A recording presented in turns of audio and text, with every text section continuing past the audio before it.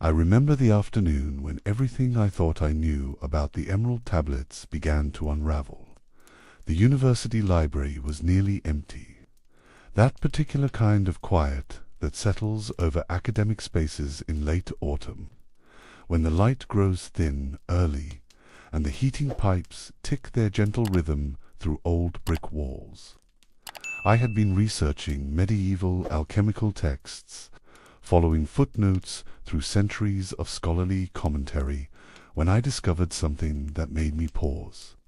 There, in a dusty corner of the rare books collection, were 2 volumes claiming to tell the same story. Both spoke of emerald tablets containing the secrets of the universe. Both invoked the wisdom of Thoth, the ancient Egyptian god of knowledge.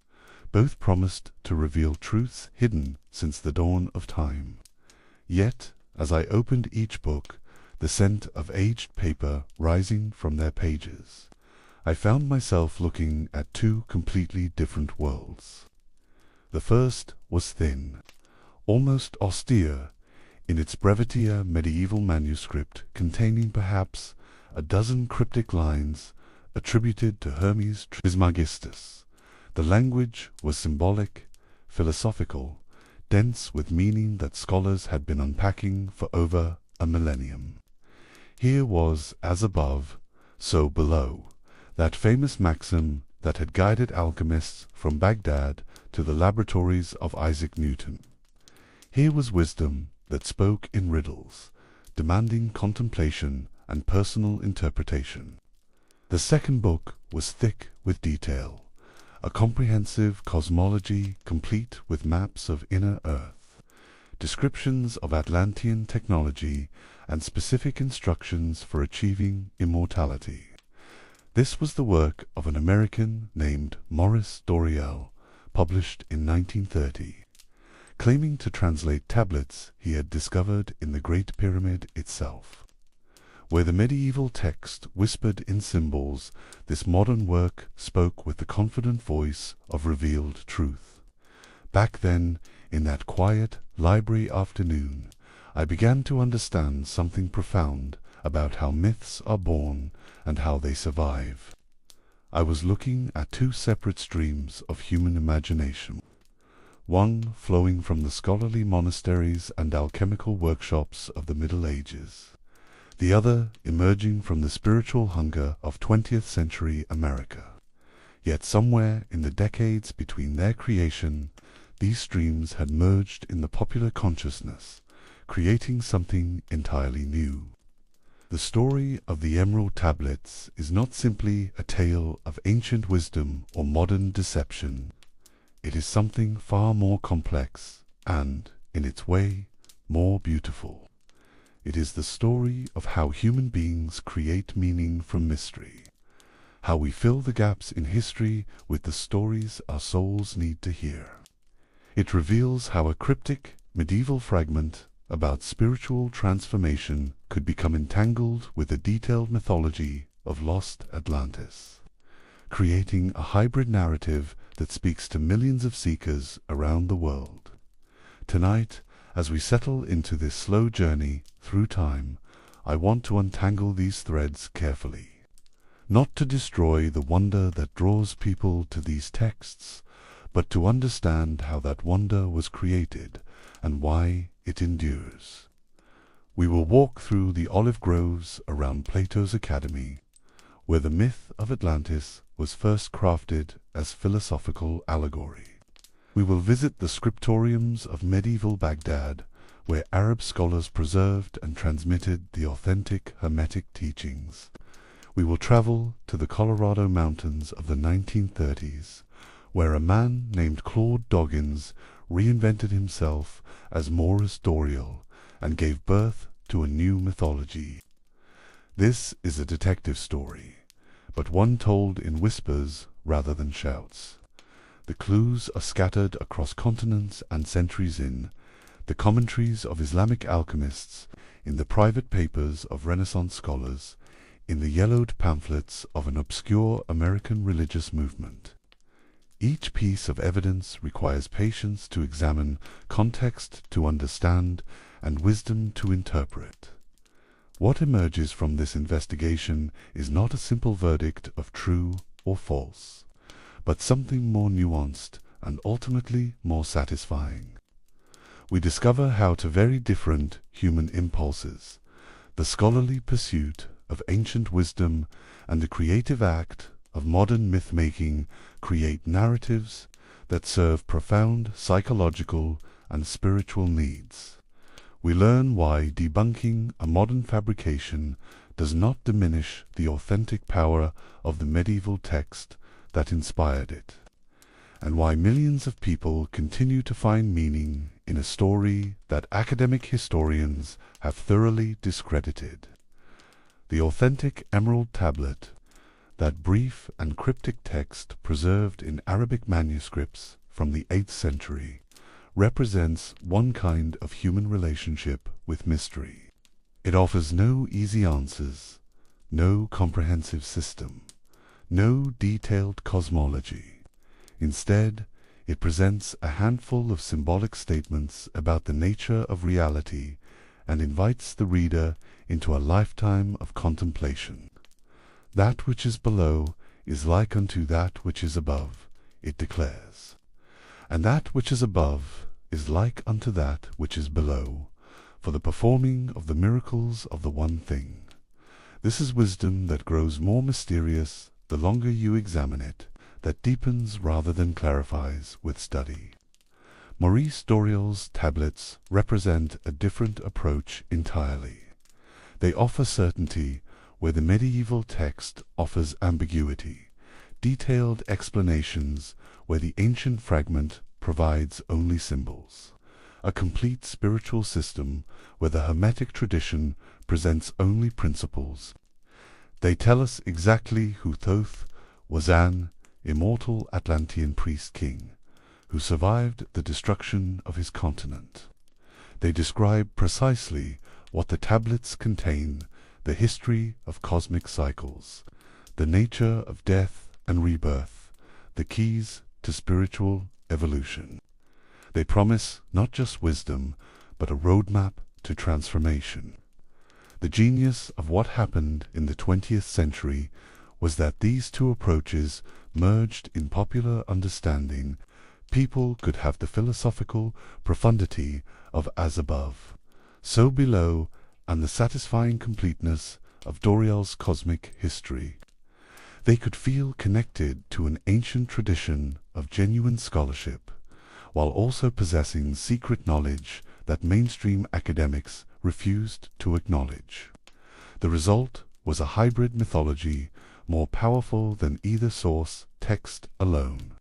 As we begin this exploration, I invite you to approach these questions with the same spirit of gentle curiosity that drew scholars to the authentic tablet for over 1,000 years. This is not about winners and losers, about exposing frauds or defending orthodoxies. This is about understanding how human beings create the stories that give meaning to their lives, and why some stories prove more durable and appealing than the merely factual accounts we find in history books. The truth about the Emerald Tablets is both simpler and more complex than either believers or skeptics typically acknowledge. It is simpler because the historical facts, once examined carefully, paint a clear picture of what happened, when, and where. It is more complex because those facts tell us something profound about the human need for connection to ancient wisdom, the power of narrative to shape belief, and the beautiful, sometimes troubling ways that imagination fills the spaces left empty by scholarship. In the chapters ahead, we will visit monastery libraries where medieval monks copied Arabic treatises by candlelight, their careful script preserving fragments of ancient learning. We will stand in the laboratories of Renaissance alchemists, watching them attempt to decode cryptic symbols with furnace, fire, and mathematical precision. We will journey to early 20th century America, where spiritual seekers gathered in meeting halls and private homes, hungry for wisdom that seemed absent from the industrial world around them. Each stop on this journey will reveal another layer of the story, another piece of the puzzle that explains how a few dozen lines of medieval Arabic philosophy became confused with a lengthy 20th century spiritual text. By the end, you will understand not only what really happened, but why it happened, why this particular confusion arose, why it has proven so persistent, and what it tells us about the eternal human search for meaning and transformation. So settle back into that familiar rhythm of quiet discovery that marks our journeys together. Let the everyday world fade at the edges as we prepare to drift backward through time, following the thread of story and the whisper of ancient wisdom. I remember mornings in ancient Athens, when the mist would rise from the harbor and drift across the olive groves that surrounded the academy. The air carried the scent of wild thyme and the distant salt of the Aegean, and in those early hours before the heat settled over the city, you could hear the sound of stylus on wax tablet, the quiet murmur of voices engaged in that most sacred of activities, the pursuit of truth through careful reasoning. It was in this setting, sometime around 360 years before the Common Era, that a philosopher named Plato crafted one of history's most enduring and misunderstood stories. He could not have imagined, as he worked by oil lamp in the pre-dawn darkness, that his carefully constructed allegory would someday be mistaken for historical fact, or that it would become the foundation for elaborate mythologies created more than 2 millennia after his death. The story of Atlantis emerged not from ancient Egyptian records or secret wisdom traditions, but from the creative mind of a philosopher who understood the power of narrative to convey complex ideas. Plato was already an old man when he began composing the dialogues that would introduce the world to this lost civilization. His hair had long since turned white. His hands bore the marks of decades spent writing and teaching, and his eyes held the particular wariness that comes from watching one's city-state decline from the glory it had known in his youth. Athens in Plato's later years was not the confident, expansive power that had defeated the Persian Empire and built the Parthenon.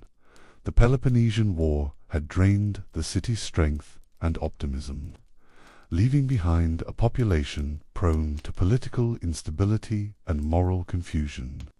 Democracy, which had once seemed like humanity's greatest achievement, had revealed its capacity for mob rule and the persecution of the innocent. Plato had watched his beloved teacher, Socrates, condemned to death by a democratic jury, had seen demagogues rise to power through flattery rather than wisdom, had witnessed the gradual erosion of the values that had made Athens great. It was against this backdrop of decline and disillusionment that Plato conceived his most ambitious project, the creation of an ideal state that would embody perfect justice and wisdom. The Republic outlined the theoretical framework for such a society, but Plato understood that abstract philosophy alone might not be enough to capture the imagination of his readers. He needed a story that would make his ideas concrete and memorable, a narrative that would demonstrate both the glory of a perfectly ordered society and the inevitable consequences of its corruption. The Academy itself provided the perfect setting for such storytelling. Built on grounds sacred to the hero Academus, the school had become a center of learning that attracted students from across the Mediterranean world.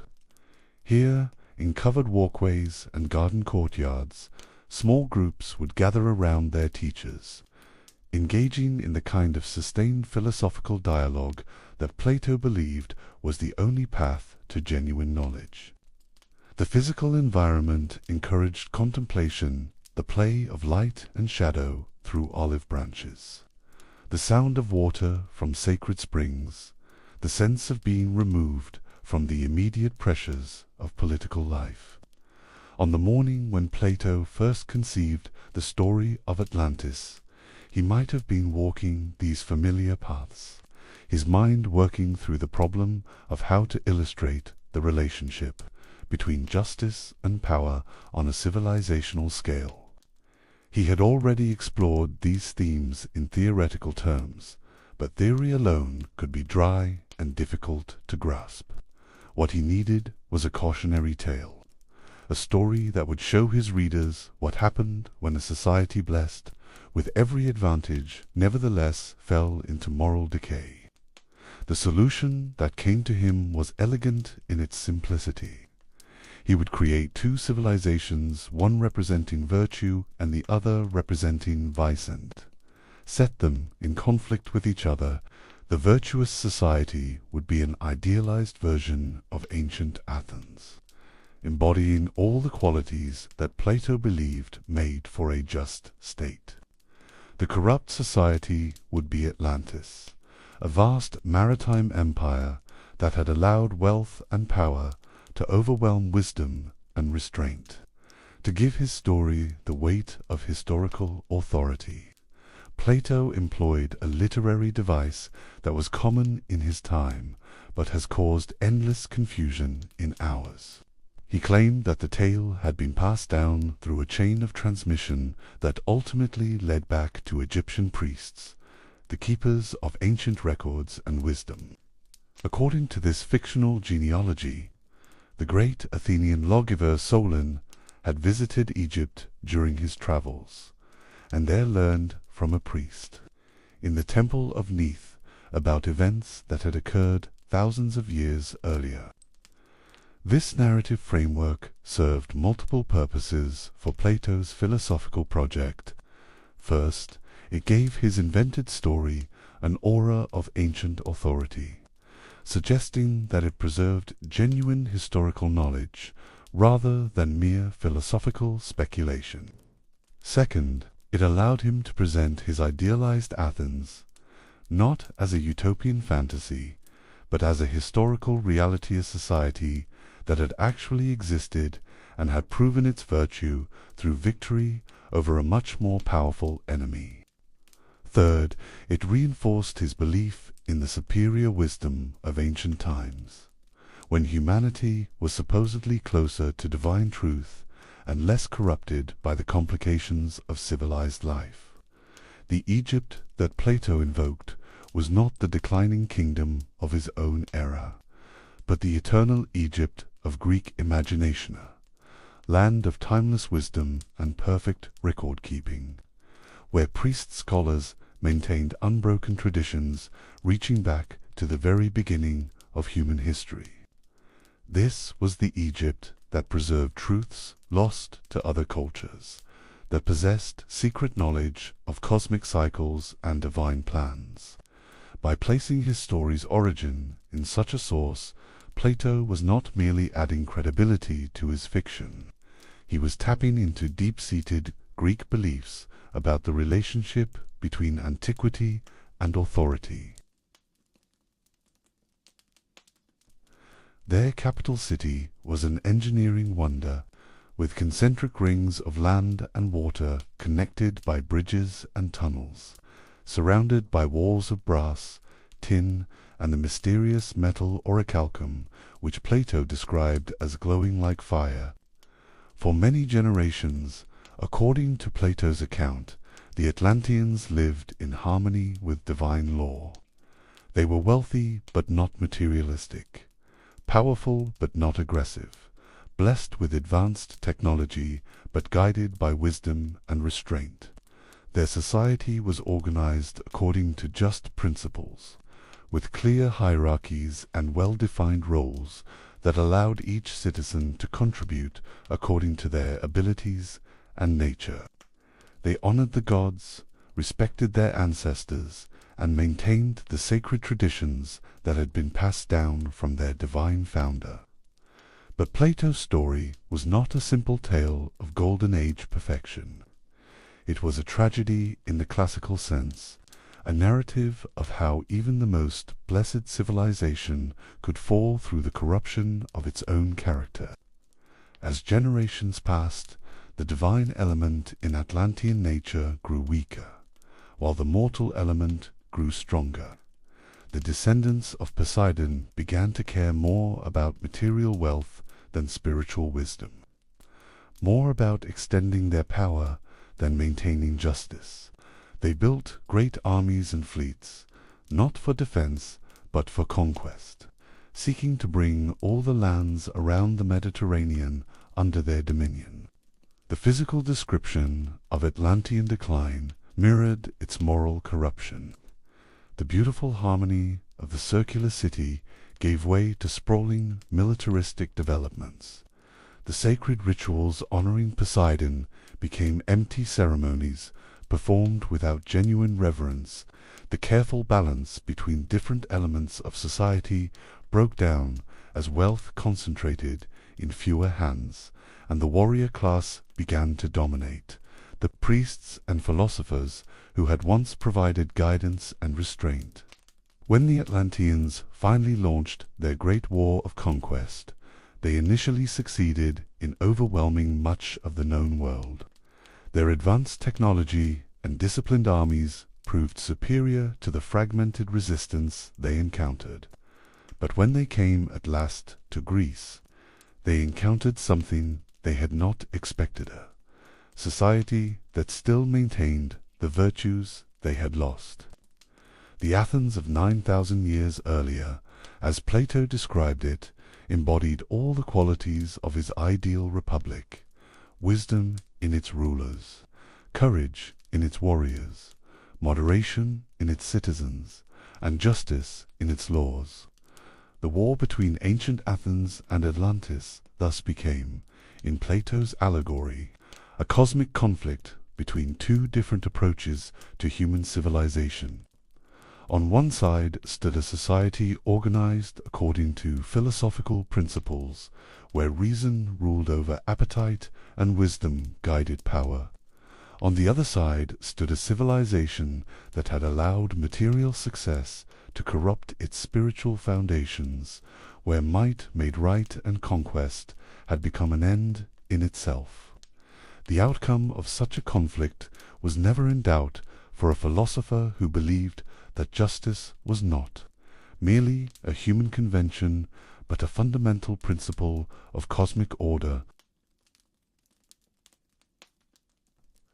This catastrophic ending served multiple functions in Plato's philosophical narrative. It explained why no physical evidence of these great civilizations remained to be discovered. They had been literally erased from the earth by divine intervention. It demonstrated that even virtuous societies were subject to natural catastrophes that could strike without warning, emphasizing the fragility of all human achievements. Most importantly, it suggested that the conflict between virtue and vice, justice and injustice, was not merely a political or social issue, but a cosmic principle that played out on the largest possible scale. The literary genius of Plato's creation lay not just in its vivid details, but in its psychological truth. Atlantis resonated with its readers, not because they believed it was historically factual, but because it captured something essential about the human condition: the tendency of societies to rise through virtue and fall through vice, the corrupting influence of power and wealth, the eternal struggle between higher and lower impulses in both individuals and civilizations. Yet, even as Plato was crafting this carefully constructed allegory, he planted clues that thoughtful readers might recognize its fictional nature. The numbers he used were symbolic rather than literal: 9,000 years, placing the events in a mythical past, concentric circles representing cosmic harmony, the destruction happening in exactly one day and night, suggesting divine rather than natural causation. The very perfection of his descriptions, the way every detail served his philosophical argument, should have indicated that this was wisdom literature rather than historical chronicle. But symbols have a way of taking on lives of their own, and stories told for philosophical purposes can outlive the contexts that created them. In the centuries that followed Plato's death, the Academy continued to flourish as a center of learning, but the intimate connection between teacher and student that had characterized the early years gradually gave way to more formal structures of instruction. The morning mist that had risen from the Athenian harbor on the day Plato first imagined Atlantis would eventually settle, giving way to the clear bright light that illuminated the Academy's gardens and walkways. But the story born in those misty hours would prove more durable than the civilization that created it, more influential than the philosophy it was meant to illustrate. In its journey through time, it would gather new meanings, inspire new searches, and ultimately provide the foundation for myths that their creator could never have imagined. I remember the sound of reed pens scratching across papyrus in the cool darkness of temple scriptoriums, the scent of frankincense drifting through stone corridors, and the weight of centuries pressing down upon the shoulders of scribes, who understood themselves to be guardians of divine wisdom. These were the halls where Thoth dwelt, not as the Atlantean priest-king he would later become in modern imagination, but as something far more ancient and authentic there. I besedded God of writing, wisdom, and the careful recording of truth. In the temples of ancient Egypt, long before Greek philosophers walked the olive groves of Athens, Thoth occupied a position of singular importance in the cosmic order. He was the divine scribe who recorded the deeds of gods and mortals alike, the keeper of the scales in the afterlife judgment, the inventor of hieroglyphics and mathematics and astronomy. In the painted reliefs that decorated temple walls, he appeared either as a man with the head of an ibis or as the sacred bird itself, holding the palette and red pen that marked his office as celestial secretary. The mythology surrounding Thoth was rich with implications that would echo through millennia of later spiritual seeking. He was said to have written the book of coming forth by day, what we now call the Book of the Dead, those spells and incantations that would guide souls through the perils of the afterlife. He had recorded the secret names of creation, the words of power that had brought the universe into being through divine speech. Most tantalizingly for future generations of mystery seekers, he was credited with authoring a legendary book of Thoth that contained all the wisdom of the gods, though this mythical text was distinct from any physical tablets, and was understood by Egyptian priests to be dangerous knowledge that could destroy the unworthy reader. The daily rhythms of temple life revolved around the careful preservation and transmission of this sacred learning. In the pre-dawn hours, when the Nile mist still clung to the temple courtyards, scribes would light their oil lamps and begin the patient work of copying texts, checking calculations, and maintaining the vast libraries that served as repositories of both practical and mystical knowledge. The hieroglyphic script itself was understood as a gift from Thoth, each symbol carrying not just phonetic meaning but spiritual significance, connecting the visible world of human affairs to the invisible realm of divine truth. These scribes lived their lives in service to precision and permanence. Every mark they made was subject to divine scrutiny, Every text they copied became part of an unbroken chain of transmission stretching back to the gods themselves. The very act of writing was a sacred duty, a participation in Thoth's eternal work of recording and preserving the patterns that governed both earthly and celestial existence. In their careful hands, knowledge was not merely information but living wisdom that could transform both scribe and reader. Yet, even in this context of authentic ancient practice, the seeds of later confusion were already being planted. The Egyptians themselves spoke of Thoth as having lived in multiple forms, sometimes as the god dwelling eternally in the celestial realm, sometimes as a divine king who had ruled Egypt in the distant past, sometimes as a principle of wisdom that could manifest through worthy human intermediaries. This multiplicity of roles and identities would prove crucial in later centuries, when Greek philosophers sought to understand Egyptian wisdom through their own intellectual frameworks.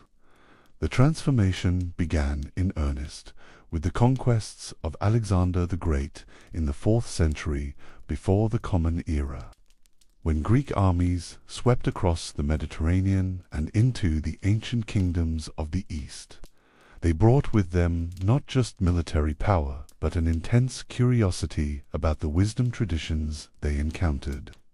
Egypt, with its 3,000-year history of continuous civilization, its massive temples and libraries, its reputation for mathematical and astronomical knowledge, presented the Greeks with their most compelling encounter with an alien yet sophisticated culture.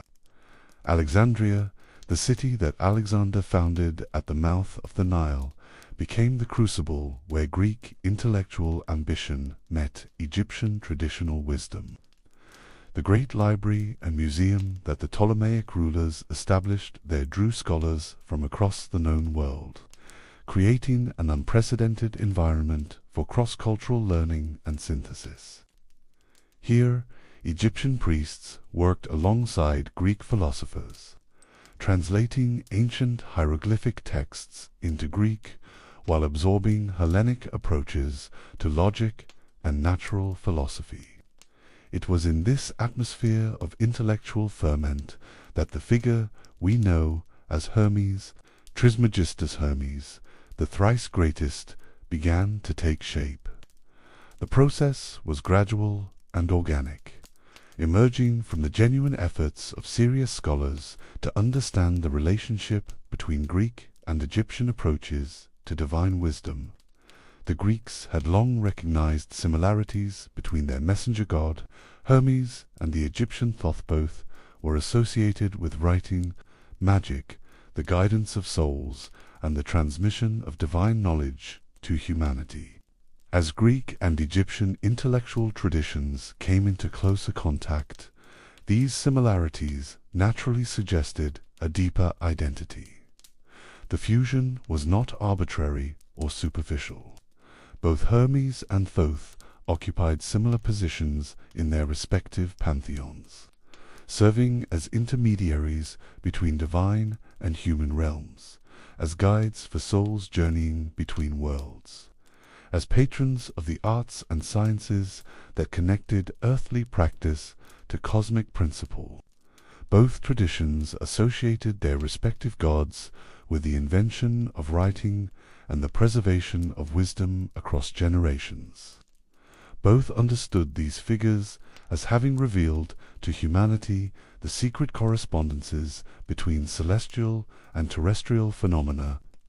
What emerged from this synthesis was neither purely Greek nor purely Egyptian, but something genuinely new, a figure who embodied the best of both traditions while transcending the limitations of either.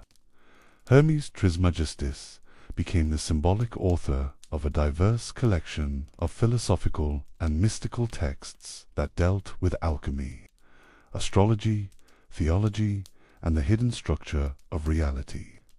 These works, collectively known as the Hermetica, represented not the doctrine of any single school or period, but the accumulated wisdom of centuries of cross-cultural reflection on the deepest questions of existence. The scholars who worked in Alexandria's libraries understood themselves to be recovering ancient wisdom, rather than creating new doctrine. They saw in the synthesis of Greek and Egyptian thought a return to primordial truths that had been partially preserved in both traditions, but could only be fully understood through their combination. The figure of Hermes Trismegistus served as a convenient attribution for this recovered wisdom, a name that could command respect from both Greek philosophers and Egyptian priests, while suggesting access to knowledge that transcended ordinary human understanding. The thrice greatest epithet itself reflected this synthetic nature. In Egyptian tradition, superlatives were often expressed through repetition. Great indicating supreme excellence.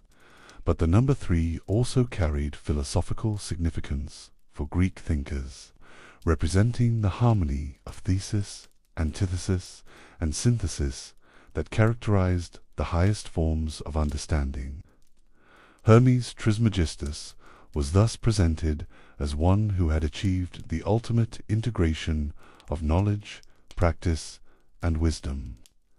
The texts attributed to this figure covered an extraordinary range of subjects, from practical instructions for alchemical operations to abstract meditations on the nature of the divine. What unified them was not doctrinal consistency, but a shared approach to reality, the conviction that the visible world was a reflection of invisible principles, that proper understanding of these correspondences could lead to both spiritual transformation and practical power, and that such knowledge had been available to humanity since the beginning of time, but had been largely lost through ignorance and corruption. Among these Hermetic texts, one brief and cryptic work would prove to have an influence far beyond its modest size. This was the text that would later be known in Latin as the Tabula Smaragdina, the Emerald Tablet. Though its earliest versions appeared not in Egyptian hieroglyphics, but in Arabic manuscripts of the 8th and 9th centuries. The circumstances of its composition and early transmission remain obscure, but its impact on subsequent Western thought would be immense. The tablet's message was deceptively simple, encoded in a series of short statements that appeared to describe the fundamental principles governing both cosmic creation and alchemical transformation. That which is below is like that which is above, it declared, and that which is above is like that which is below, for the performing of the miracles of the one thing. This principle of correspondence between macrocosm and microcosm would become central to virtually every form of Western esotericism, from medieval alchemy to Renaissance magic to modern occultism. Yet the tablet's power lay not in any specific doctrine it proclaimed, but in its mysterious brevity. Unlike the lengthy treatises that made up most of the Hermetic corpus, this text offered only the barest outline of a cosmological system, leaving readers to fill in the details through their own contemplation and experimentation. It functioned less like a textbook than like a meditation object, a crystallized essence of Hermetic wisdom that could generate endless interpretation and application. The attribution to Hermes Trismegistus gave this brief text enormous authority among medieval scholars who understood it as a direct transmission from the legendary sage who had first revealed the secrets of transformation to humanity. But the tablet's actual historical origins were far more complex and uncertain than this. Traditional attribution suggested it emerged from the same process of cultural synthesis that had created the figure of Hermes. Trismegistus himself processed that involved not just Egyptian and Greek influences, but Arabic, Persian, and other Near Eastern traditions as well. By the time the tablet appeared in its earliest known Arabic versions, the intellectual world that had given birth to Hermes Trismegistus had been transformed by the rise of Islam and the establishment of new centers of learning in Baghdad, Cairo, and Cordoba. Islamic scholars, working with Greek texts preserved from the pre-Islamic period, continued the work of translation and interpretation that had begun in Alexandria centuries earlier. They brought to this work their own theological concerns and philosophical methods, further enriching the tradition while sometimes obscuring its origins. The process by which the authentic Emerald Tablet came to be associated with a discovery story involving secret chambers and hidden tombs reveals something important about how esoteric traditions maintain their authority across cultural and temporal boundaries. The narrative of discovery, whether by Belinus in a Hermetic tomb or by Maurice Doreal in an Egyptian pyramid, serves to bridge the gap between the text's actual historical emergence and the much more ancient authority it claims for itself. These discovery stories are not intended to deceive, but to preserve what their creators see as a more important truth, the conviction that genuine wisdom is timeless, that it originates not in human speculation, but in divine revelation, and that it can be recovered by those worthy and determined enough to seek it out. The physical details of discovery, the secret chamber, the Emerald Tablet, the ancient sage function as symbols of the spiritual discovery that authentic engagement with the text is meant to produce. Understanding this symbolic function helps explain why the historical debunking of such discovery narratives rarely diminishes their spiritual appeal. Those who find meaning in the Emerald Tablet, whether in its authentic medieval form or in Doreal's modern expansion, are not primarily interested in archaeological evidence or textual criticism. They are seeking transformation, guidance, connection to sources of wisdom that transcend the limitations of ordinary human knowledge. The discovery story serves as an invitation to their own process of spiritual archaeology, their own excavation of hidden truths. The authentic tradition associated with Thoth and Hermes Trismegistus thus established patterns that would prove remarkably durable and influential.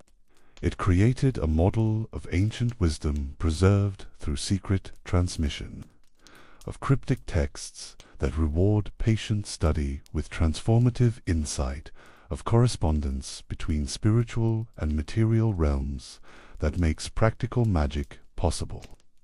It established the authority of Egyptian sources and the appeal of primordial knowledge, while demonstrating how different cultural traditions could be synthesized into new forms of understanding. Most importantly for our investigation, it showed how a single brief text could serve as the seed for elaborate mythological constructions. The authentic Emerald Tablet, with its dozen cryptic lines about the one thing from which all things emerge, would prove capable of supporting interpretations ranging from medieval alchemical practice to modern New Age cosmology. Its very brevity and ambiguity made it an ideal screen onto which later generations could project their own spiritual aspirations and cosmological speculations. The scribes who worked by lamplight in ancient temples, carefully copying hieroglyphic texts and preserving the accumulated wisdom of their civilization, could not have imagined that their god Thoth would someday be transformed into an Atlantean survivor, or that their carefully transmitted knowledge would become the foundation for elaborate modern mythologies. But they would have understood the impulse behind such transformations.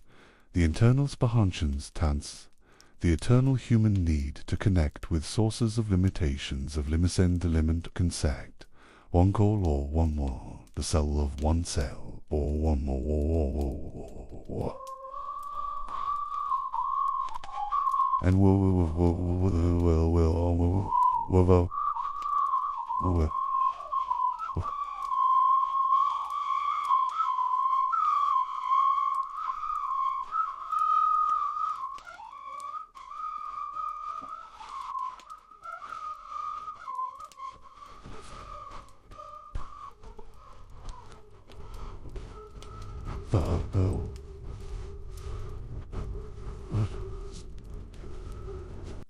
I remember the desert wind that would sweep through the streets of 8th century Baghdad, carrying with it the scent of distant spices and the whispered promise of knowledge from the far corners of the known world. In the scriptoriums of the House of Wisdom, where oil lamps flickered against parchment and papyrus, Arab scholars bent over ancient texts with the dedication of men who understood themselves to be preserving the light of learning against the darkness of ignorance. It was in this atmosphere of reverent scholarship that the authentic Emerald Tablet first appeared in written form, emerging from the confluence of traditions that had been flowing together for centuries. The manuscript known as Sir Al-Kakar, The Secret of Creation, was one of many Arabic treatises that attempted to preserve and systematize the alchemical and philosophical knowledge inherited from Greek, Persian, and Egyptian sources. Its anonymous author, writing sometime in the 8th or 9th century, was working within a well-established tradition of Islamic scholarship that sought to reconcile ancient wisdom with contemporary understanding. These scholars saw themselves not as innovators, but as custodians, carefully translating and commenting upon texts that contained truths too valuable to be lost to time. Within this broader work, embedded like a jewel in an elaborate setting, appeared the brief text that would become known to the Latin West as the Tabula Smaragdina. The Arabic version presented it as the words inscribed upon an emerald tablet discovered by a figure named Bellinus, a name that Arab scholars used to refer to Apollonius of Tyana, the 1st century wonder-worker who had become legendary for his supposed mastery of natural magic and divine wisdom. The discovery narrative that accompanied the text was as important as the text itself, establishing a pattern that would be repeated many times in the centuries to come. According to this account, Bellinus had been led by a vision to seek out a hidden chamber beneath a statue of Hermes in an ancient temple. There, in a space untouched by time, he found the body of an old man seated upon a golden throne, holding in his hands a tablet of green stone upon which mysterious characters were engraved. The old man was identified as Hermes Trismegistus himself, preserved through some divine power as the eternal guardian of the wisdom inscribed upon the emerald surface. When Bellinus approached and studied the tablet, the knowledge it contained was revealed to his understanding, allowing him to transcribe its contents for the benefit of future seekers. This narrative framework served multiple functions for medieval readers. It provided a concrete explanation for how ancient wisdom had been preserved across the centuries, bridging the gap between the primordial age when gods walked among men and the historical period when human scholars struggled to recover divine knowledge. It established the text's authenticity through the authority of discovery rather than transmission, suggesting that the wisdom it contained came directly from its original divine source, rather than through a chain of human interpreters who might have introduced errors or distortions. Most importantly, the discovery story created a template that would prove remarkably durable and influential. The pattern of the hidden chamber, the preserved sage, the emerald tablet containing ultimate secrets, these elements would reappear in various forms throughout the history of Western esotericism, from medieval alchemical texts to modern occult revelations. The story satisfied deep psychological needs for connection to ancient wisdom and secret knowledge, while providing a narrative structure that could accommodate new discoveries and revelations as they emerged. The text itself, as preserved in the Arabic manuscripts, was remarkably brief for something that claimed to contain the fundamental secrets of creation and transformation.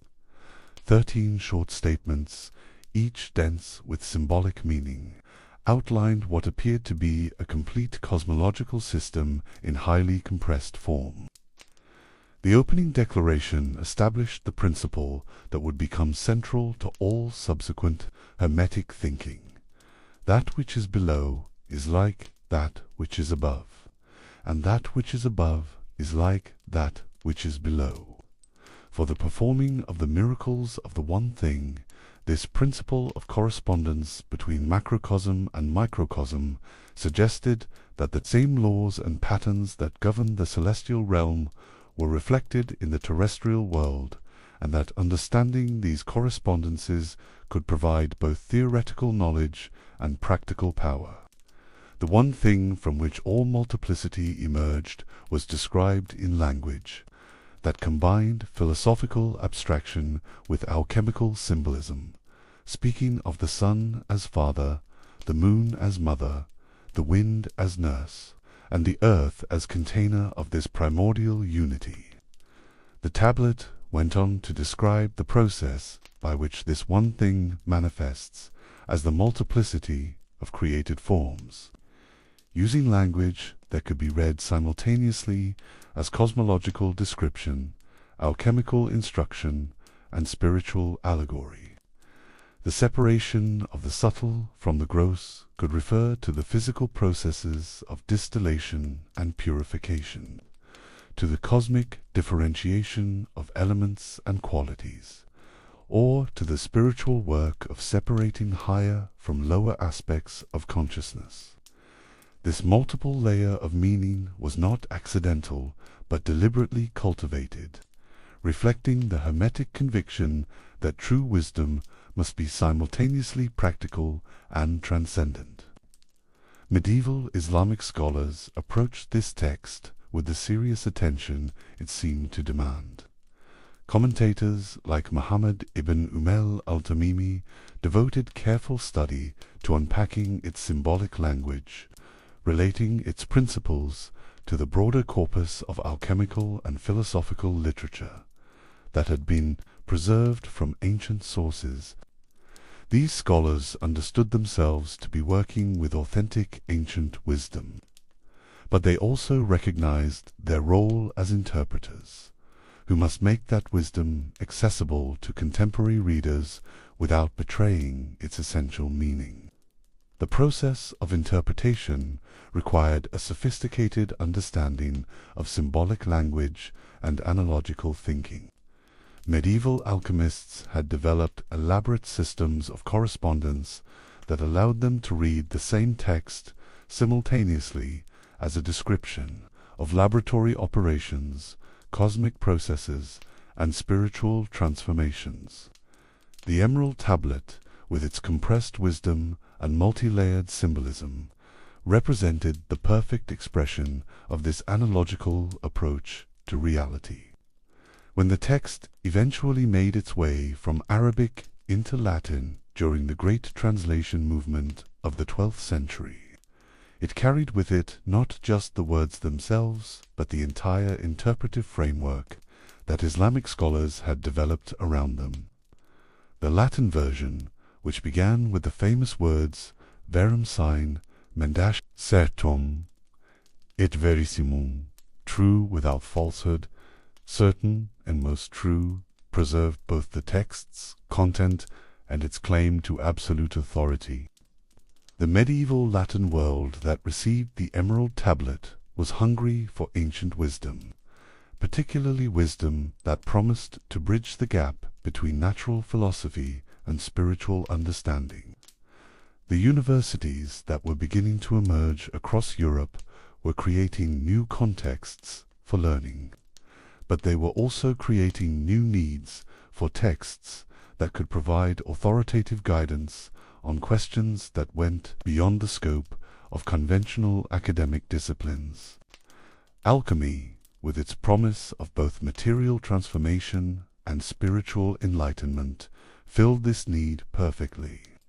The brevity of the Emerald Tablet proved to be one of its greatest strengths in this new environment. Unlike the lengthy treatises that made up most of the translated corpus, the tablet could be memorized, meditated upon, and applied in ways that made it a living part of the practitioner's understanding, rather than merely a reference to be consulted. Its compressed wisdom invited expansion and elaboration, allowing each generation of readers to discover new levels of meaning, while maintaining connection to the original source. The translation process itself became part of the text's authority and mystique. The fact that it had been preserved first in Arabic, then rendered into Latin, suggested a wisdom so important that it had transcended cultural and linguistic boundaries. Each translation was understood not as a departure from some original meaning, but as a revelation of truths that had always been present, but required the right cultural moment and intellectual framework to be properly understood. Medieval European alchemists found in the tablet a perfect summary of their art's fundamental principles. The correspondence between above and below provided theoretical justification for their belief that celestial influences could be captured and manipulated through terrestrial operations.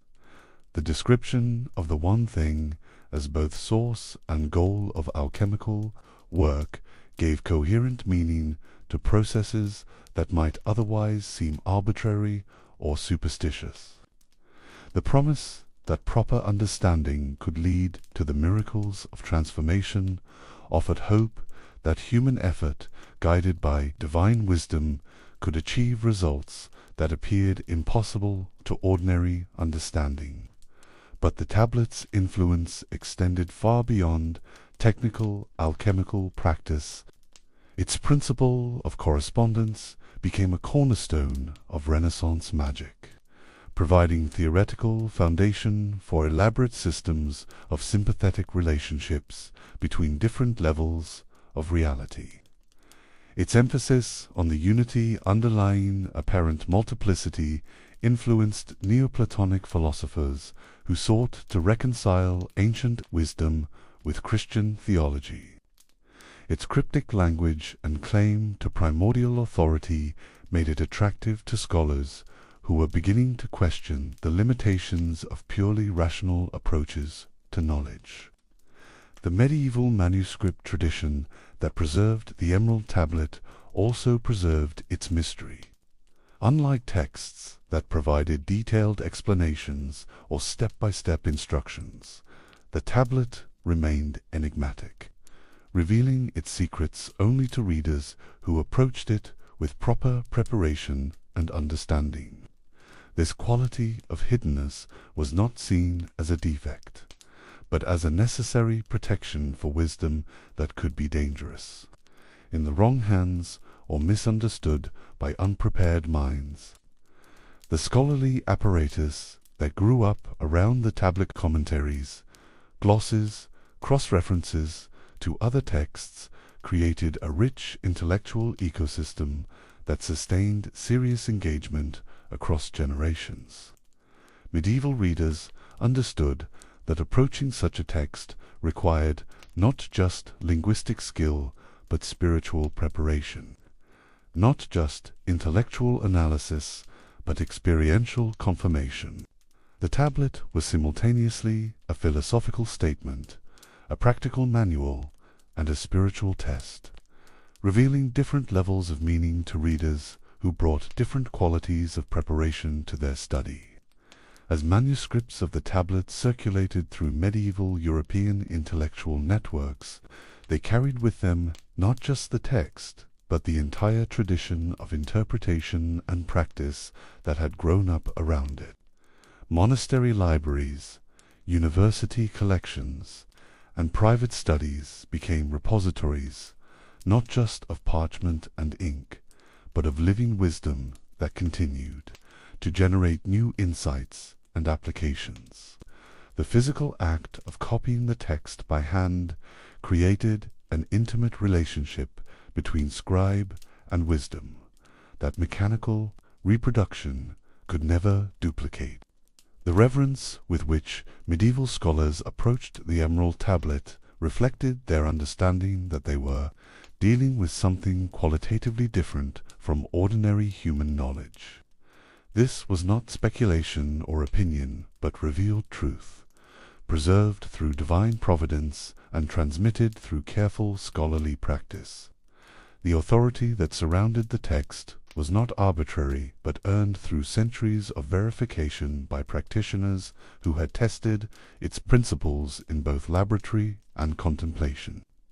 Yet, even as the tablet gained authority through scholarly transmission, it retained the qualities that had made it compelling in its earliest Arabic versions. Its brevity prevented it from becoming dogmatic. Its symbolism resisted literalistic interpretation, and its practical orientation demanded that readers test its principles through their own experience rather than simply accepting them on faith. The tablet managed to be simultaneously authoritative and open-ended, ancient and eternally relevant, theoretical and practical. This balance between authority and accessibility, between hiddenness and revelation, would prove crucial to the tablet's enduring influence. It created a text that could serve as foundation for elaborate systems of thought, while remaining simple enough to be grasped in its essence by any serious student. It established patterns of interpretation that could accommodate new discoveries and insights, while maintaining connection to traditional sources of wisdom. As we follow the tablet's journey from medieval scriptoriums toward its eventual encounter with Renaissance humanism and modern occultism, it is important to appreciate the authentic intellectual achievement that these early Islamic and European scholars represented. They created frameworks for understanding the relationship between symbol and reality, between ancient wisdom and contemporary application, between individual insight and collective tradition, that continue to influence both scholarly research and spiritual practice. Their careful work in preserving, translating, and interpreting the Emerald Tablet laid the foundation for everything that would follow, including both the legitimate development of Hermetic philosophy and the creative misunderstandings that would eventually produce entirely new mythologies. I remember the soft hiss of bellows feeding air to furnace fires, the crystalline chime of glass vessels touching in a Renaissance alchemist's workshop, and the particular quality of light that filtered through thick windows to illuminate pages covered with symbols that bridged the gap between matter and spirit. It was in such spaces where theory met practice and ancient wisdom confronted contemporary investigation that the Emerald Tablet revealed its most profound secrets to generations of serious seekers, who understood that transformation, whether of metals or souls, required both knowledge and dedication. The workshop of a medieval alchemist was a place where the tablet's cryptic principles came alive through patient experimentation. Clay retorts bubbled over carefully tended flames, their contents undergoing the same processes of separation and recombination that the text described in its compressed symbolic language. The smell of sulfur and quicksilver mingled with the scent of rare herbs and minerals, creating an atmosphere that spoke of mysteries being slowly unveiled through methodical work rather than sudden revelation. These practitioners approached the Emerald Tablet not as a relic to be venerated, but as a living guide to be tested and applied. They understood that its 13 brief statements contained layers of meaning that could only be unpacked through years of study and experimentation.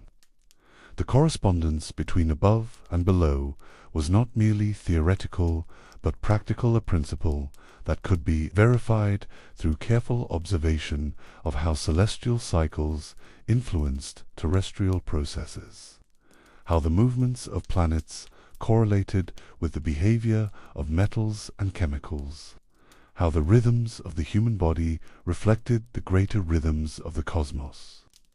The tablet's opening declaration, "That which is below is like that which is above, and that which is above is like that which is below," for the performing of the miracles of the one thing became the foundation stone upon which entire systems of natural philosophy were constructed. This was not the naive anthropomorphism that modern readers sometimes imagine, but a sophisticated understanding of pattern and relationship that anticipated many insights of later scientific thought. Medieval alchemists observed genuine correlations between different levels of natural phenomena, noting how similar forms and processes appeared at scales ranging from the crystallization of minerals to the formation of planetary systems.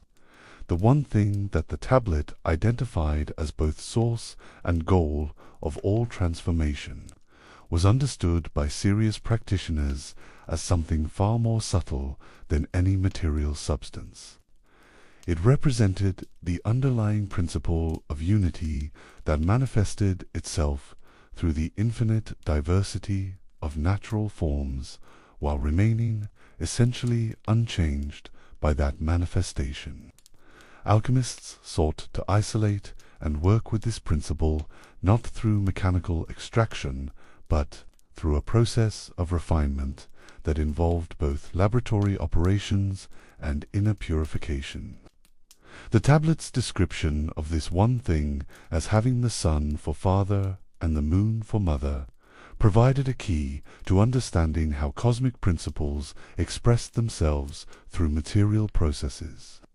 The solar and lunar qualities were not arbitrary assignments, but reflected careful observation of how different types of energy and influence affected chemical and biological transformations. The sun represented the active, expansive, penetrating force that initiated change, while the moon represented the receptive, consolidating, nurturing force that brought change to completion. Medieval commentators like Hortulanus, writing in the 14th century, devoted extensive analysis to unpacking these relationships. They recognized that the tablet was using the language of analogy and correspondence rather than literal description, but they also understood that these analogies pointed to real relationships in the natural world. The art of alchemy required learning to read these correspondences accurately, to see how the same essential processes manifested differently at different scales and in different contexts. The process of separating the subtle from the gross that the tablet described became central to alchemical practice in all its forms. On the material level, this involved techniques of distillation, sublimation, and purification that allowed practitioners to isolate the active principles in various substances. On the spiritual level, it involved the parallel work of distinguishing between higher and lower impulses within consciousness, refining away the dross of confusion and attachment to reveal the gold of clear understanding. This parallel between outer and inner work was not metaphorical decoration added to essentially material operations, but reflected the alchemical conviction that consciousness and cosmos were governed by the same fundamental principles. The practitioner who sought to transmute lead into gold without also undertaking the corresponding inner transformation was working with only half the equation and could expect only partial results. True alchemy required the integration of laboratory work with spiritual discipline, theoretical study with practical application, individual effort with cosmic harmony. The tablets promise that proper understanding could lead to the miracles of the one thing was not an encouragement to superstitious expectation, but an invitation to explore the extraordinary possibilities that opened up when natural processes were understood and cooperated with, rather than merely manipulated. Medieval alchemists documented remarkable transformations in their laboratories, not the crude conversion of base metals into gold that popular imagination associates with their work, but subtle alterations in the properties of materials that suggested deeper principles at work. These practitioners understood that the tablet was describing not just a theory, but a path of development that required time, dedication, and careful guidance. The cryptic language served as a natural filter, revealing its secrets only to readers who brought sufficient preparation and commitment to their study. The brevity of the text meant that each phrase had to be meditated upon ostensively, tested through experiment, and gradually integrated into a living understanding that grew through practice rather than mere intellectual analysis. The influence of the Emerald Tablet reached its zenith during the Renaissance, when humanist scholars brought new resources and perspectives to the study of ancient wisdom. Figures like Marsilio Ficino and Pico della Mirandola found in Hermetic texts, including the Tablet, a bridge between classical philosophy and Christian theology that seemed to offer synthesis rather than conflict between faith and reason. They saw in the principle of correspondence a key to understanding how divine truth manifested itself through natural phenomena without compromising either its transcendence or its accessibility. Renaissance alchemists like Paracelsus revolutionized medical practice by applying Hermetic principles to the understanding of health and disease. The correspondence between macrocosm and microcosm suggested that the human body reflected cosmic patterns and could be influenced by the same forces that governed planetary motions and seasonal cycles. This approach led to significant advances in pharmacology and therapeutic technique, even as it maintained connection to the broader philosophical framework that the tablet represented. The artistic culture of the Renaissance found rich inspiration in Hermetic symbolism, creating works that functioned simultaneously as aesthetic objects and spiritual instructions. The famous series of engravings in Michael Mayer's Atalanta, Fuegians presented alchemical processes through visual allegories that invited contemplation, while providing practical guidance for laboratory work. These images captured the tablet's principle of correspondence by showing how the same transformative patterns appeared in mythological narratives, natural phenomena, and chemical operations. Perhaps the most remarkable testimony to the tablet's intellectual respectability came from Sir Isaac Newton, whose private papers revealed extensive engagement with alchemical texts and practices.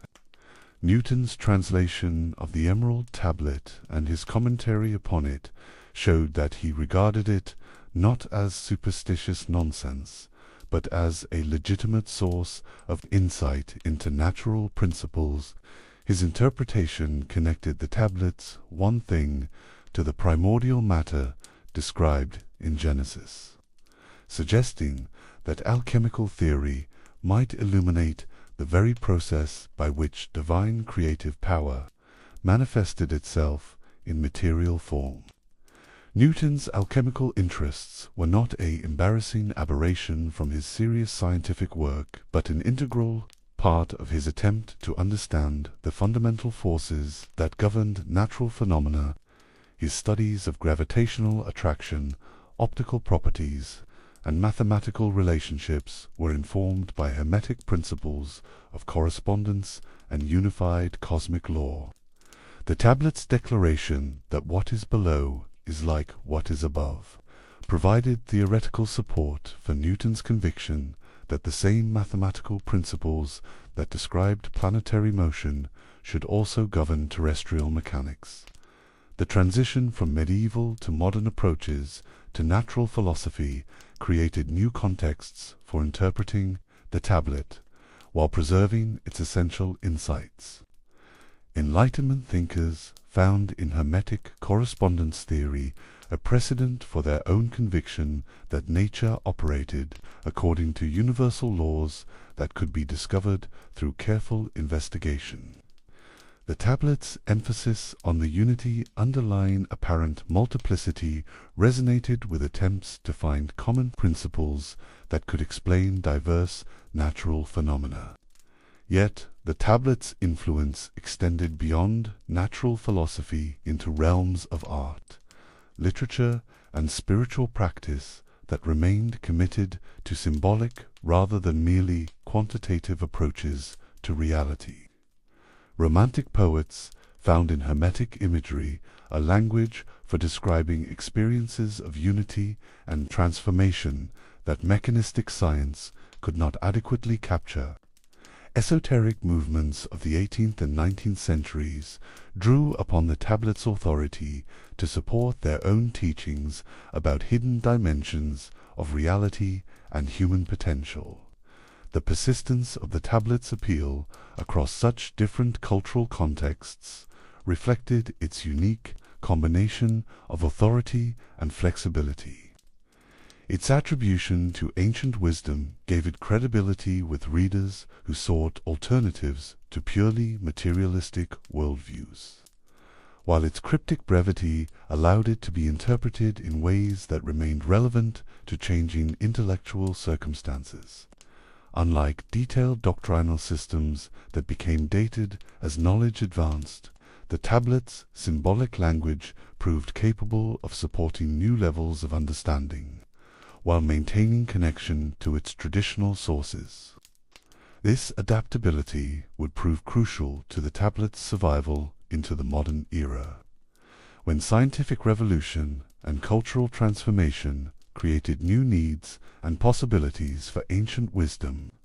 The principle of correspondence between different levels of reality would find new expression in psychological theories about the relationship between conscious and unconscious processes, in ecological insights about the interconnectedness of natural systems, and in quantum mechanical discoveries about the fundamental unity of matter and energy.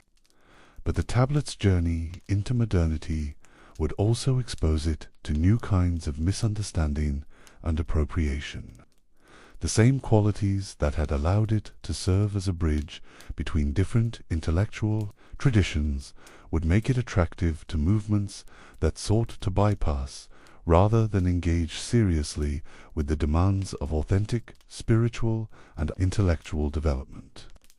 The tablet's promise of transformation would be simplified into techniques for material gain.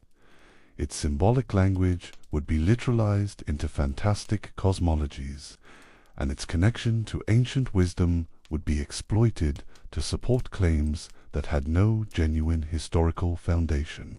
Understanding this process of degradation requires appreciating what the tablet represented at its best: distillation of insights about the nature of reality and consciousness that had been tested and refined through centuries of serious practice.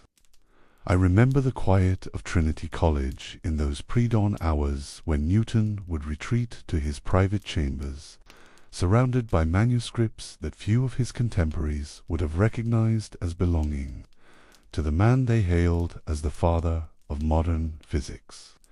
The same hands that had written the Principia Mathematica moved carefully across pages filled with alchemical symbols, translating ancient Latin texts and recording observations from experiments that he conducted in secrecy away from the rational scrutiny of the Royal Society. Here, in this hidden dimension of his intellectual life, the Emerald Tablet held a place of honor that would have surprised those who knew him only as the discoverer of universal gravitation. The manuscript that Newton kept in his private collection was not some casual curiosity, but a text he had translated himself from Latin sources, accompanied by his own commentary that revealed deep engagement with Hermetic principles. His version began with the familiar declaration, "'Tis true without lying, certain and most true," but Newton's marginal notes showed that he understood these words not as empty rhetoric, but as a methodological statement about the relationship between theoretical knowledge and experimental verification. For Newton, the tablet represented a convergence of ancient wisdom and empirical investigation that his public scientific work could only approximate. Newton's interest in alchemy was not the embarrassing hobby that later historians sometimes portrayed, but an integral part of his attempt to understand the fundamental forces that governed natural phenomena. The mechanical philosophy that dominated 17th-century science could describe the motions of planets and the behavior of falling objects, but it offered no satisfying explanation for why bodies attracted each other across empty space or how matter itself was constituted. Hermetic philosophy, with its emphasis on hidden sympathies and correspondences between different levels of reality, provided a theoretical framework that could accommodate mysteries that mechanistic thinking could not resolve. The tablet's principle that what is below is like what is above resonated deeply with Newton's mathematical discoveries about universal law.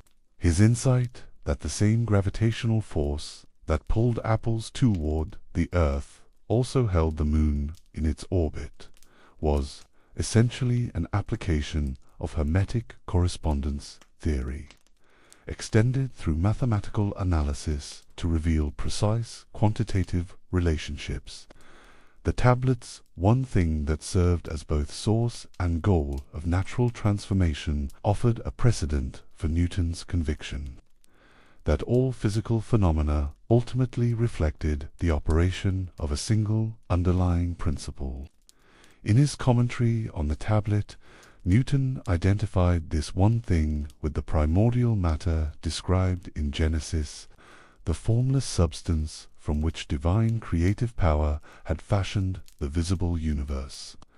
This identification was not mere pious speculation, but reflected his serious attempt to understand how spiritual and material causation might be related. Newton believed that the mechanical laws he had discovered were themselves expressions of divine will operating through natural media, and the tablet provided a framework for thinking about how such operation might occur without violating the consistency of physical law.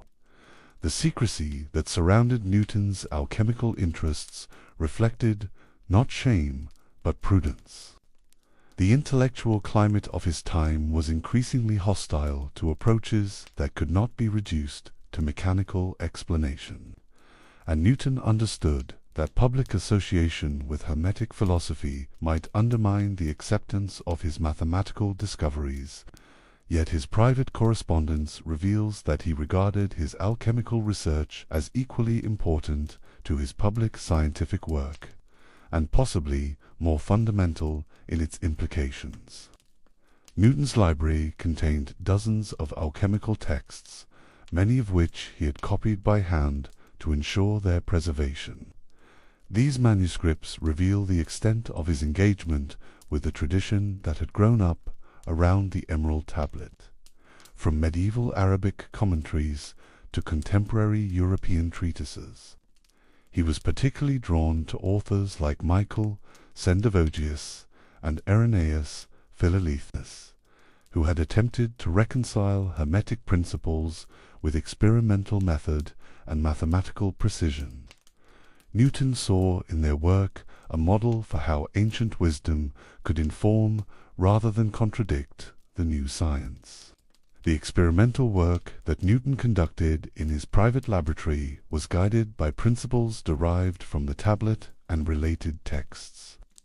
He was not attempting to manufacture gold in the crude sense that popular imagination associates with alchemy, but seeking to understand the processes by which different forms of matter transformed into each other. His careful notes document observations about the behavior of metals under various conditions, the effects of different chemical agents, and the correlations between celestial events and terrestrial phenomena that Hermetic theory predicted. This research informed Newton's published work in ways that are only now being recognized by scholars who have gained access to his private papers. His theories about the nature of light, for instance, drew upon alchemical ideas about the relationship between solar influences and material properties. His conception of absolute space and time reflected Hermetic notions about the eternal framework within which all transformation occurred. His conviction that mathematical law reflected divine reason was supported by his reading of texts that presented the tablet's one thing as the geometrical principle underlying all natural form. The intellectual community that shared Newton's interest in Hermetic philosophy was more extensive and influential than most histories acknowledge. Figures like Robert Boyle, the founder of modern chemistry, maintained serious interests in alchemical theory while pursuing experimental research. John Locke, despite his reputation as a purely rational philosopher, corresponded with Newton about alchemical questions and maintained his own collection of Hermetic texts. Even members of the Royal Society, that bastion of empirical method, privately acknowledged that mechanical philosophy could not explain all natural phenomena. This underground tradition of Hermetic scholarship created networks of communication that operated parallel to the official channels of scientific discourse. Manuscripts circulated privately among trusted correspondents. Experimental results were shared through coded language, and theoretical insights were developed through collaborative interpretation of ancient texts. The Emerald Tablet served as a kind of constitutional document for this community, providing shared principles that could guide individual research while maintaining connection to collective tradition. The tension between public and private approaches to natural philosophy reflected broader cultural conflicts about the relationship between ancient wisdom and modern knowledge. The Protestant Reformation had created suspicion of traditions that claimed authority independent of biblical revelation, while the rise of commercial society had created demand for knowledge that could produce immediate, practical benefits. Hermetic philosophy, with its emphasis on gradual development and symbolic understanding, seemed increasingly out of step with cultural expectations. Yet serious practitioners like Newton understood that the tablet's approach to knowledge offered advantages that purely mechanical methods could not provide. Its emphasis on correspondence between different levels of reality encouraged a kind of analogical thinking that could reveal unexpected connections between apparently unrelated phenomena. Its integration of theoretical and practical concerns prevented the divorce between abstract speculation and experimental investigation that was beginning to characterize academic science. Its attention to the spiritual dimensions of natural study preserved recognition that understanding the world required transformation of the and Newton's mathematical genius was itself informed by this hermetic sensibility. His ability to see universal patterns underlying diverse phenomena, his conviction that elegant mathematical relationships reflected deeper truth, his belief that human reason could comprehend cosmic order. All of these characteristics reflected principles that the Emerald Tablet had articulated in symbolic form centuries earlier. The calculus that he developed as a tool for analyzing change and motion was essentially a mathematical expression of the tablet's insight that transformation followed universal laws that could be understood and applied. The influence of Hermetic thinking on the scientific revolution extended far beyond individual figures like Newton to shape the conceptual framework within which modern science developed. The conviction that nature operated according to discoverable laws, that mathematical relationships reflected real structure in the world, that human investigation could reveal cosmic principles. All of these foundational assumptions had roots in the intellectual tradition that the Emerald Tablet represented. This historical continuity challenges simple narratives about the conflict between ancient wisdom and modern knowledge. The tablet's influence on figures like Newton suggests that the development of empirical science was not primarily a matter of rejecting traditional approaches, but of finding new ways to test and apply insights that those approaches had preserved. The mathematical precision that characterized Newton's work represented not abandonment of Hermetic principles, but their expression through quantitative methods that could achieve unprecedented accuracy and predictive power. The gradual eclipse of explicit Hermetic influence in mainstream science reflected not the failure of its insights, but changes in cultural context that made symbolic approaches seem less credible than mechanical explanations. As scientific institutions became more professionalized and specialized, the kind of broad philosophical perspective that the tablet represented became harder to maintain. The integration of theoretical and practical concerns that had characterized alchemical research gave way to division of labor between pure and applied science. Yet the underground tradition of Hermetic scholarship never completely disappeared.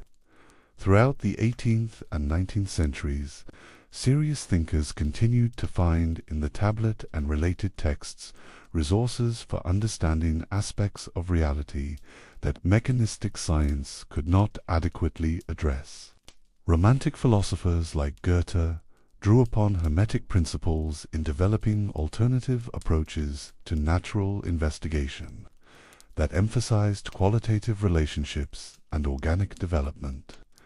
Esoteric movements preserved and transmitted traditional knowledge while adapting it to changing cultural circumstances.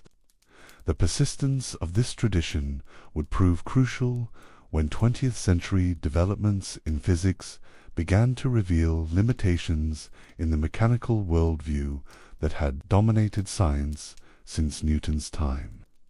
Discoveries about the fundamental unity of matter and energy, the observer dependence of physical measurement, and the holistic character of natural systems would create new contexts for appreciating insights that the Emerald Tablet had encoded in symbolic form.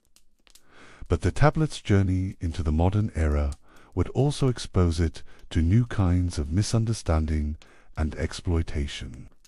The same authority that had attracted serious scholars like Newton would be invoked by movements that sought to bypass rather than engage with the intellectual demands that authentic Hermetic study required. The symbolic language that had protected the tradition from casual appropriation would be literalized into fantastic claims about ancient technology and lost civilizations. I remember the particular quality of light that fell across the American West in the 1920s, when the dust from new automobile roads hung in the air like a promise of modernity, and the vast spaces between cities seemed to invite reinvention of both landscape and identity. It was into this atmosphere of possibility and displacement that a man named Claude Doggins would transform himself into Maurice Doreal, trading his mundane Oklahoma origins for the exotic authority of an occult prophet, who claimed direct access to ancient Atlantean wisdom. The America that shaped Doreal's emergence was a nation caught between competing visions of its destiny. The industrial prosperity that followed the Great War had created unprecedented material abundance, but it had also produced a spiritual hunger that traditional institutions seemed unable to satisfy. The old certainties of rural Protestant culture were giving way to urban cosmopolitanism. Scientific materialism was challenging religious orthodoxy, and millions of Americans found themselves searching for sources of meaning that could bridge the gap between ancient wisdom and modern possibility. This cultural moment created fertile ground for new forms of spiritual seeking that would have been impossible in earlier, more settled times. The same mobility that allowed workers to migrate from farms to factories also enabled the circulation of exotic ideas and practices that had previously been confined to small academic circles. Theosophy, Christian Science, New Thought, and dozens of smaller movements competed for the attention of seekers who were eager to explore alternatives to conventional religion, but unwilling to abandon their conviction that spiritual truth could be both ancient and practical.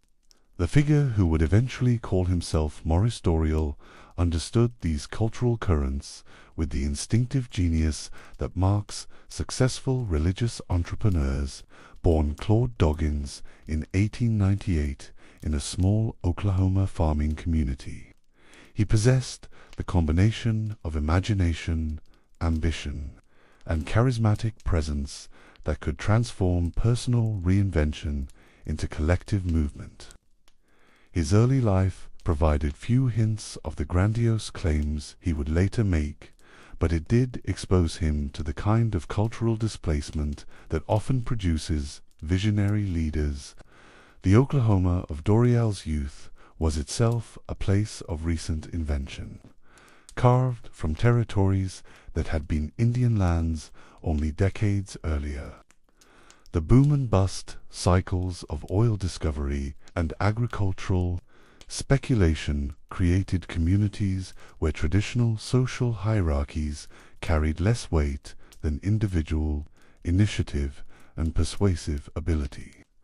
In such an environment, a young man with mystical inclinations and entrepreneurial instincts could reasonably imagine himself becoming something more than his circumstances of birth might have suggested. The transformation of Claude Doggins into Maurice Doreal was not accomplished overnight, but through a gradual process of self-invention that reflected broader patterns of American spiritual seeking in the early 20th century.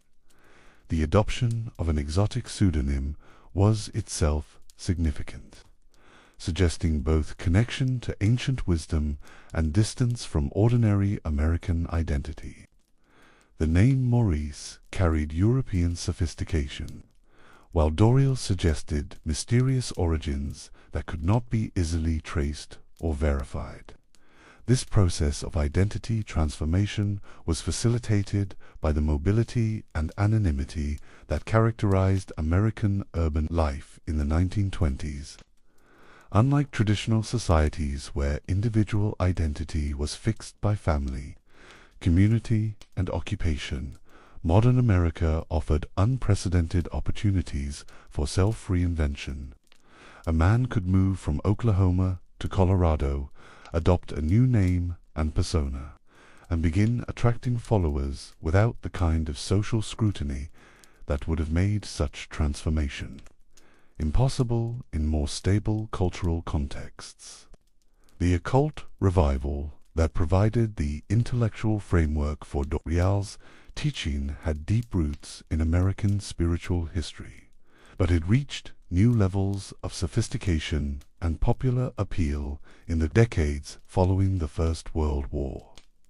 Theosophical society lodges could be found in cities across the country, introducing educated Americans to concepts drawn from Hindu and Buddhist philosophy, ancient Egyptian religion, and European esoteric traditions.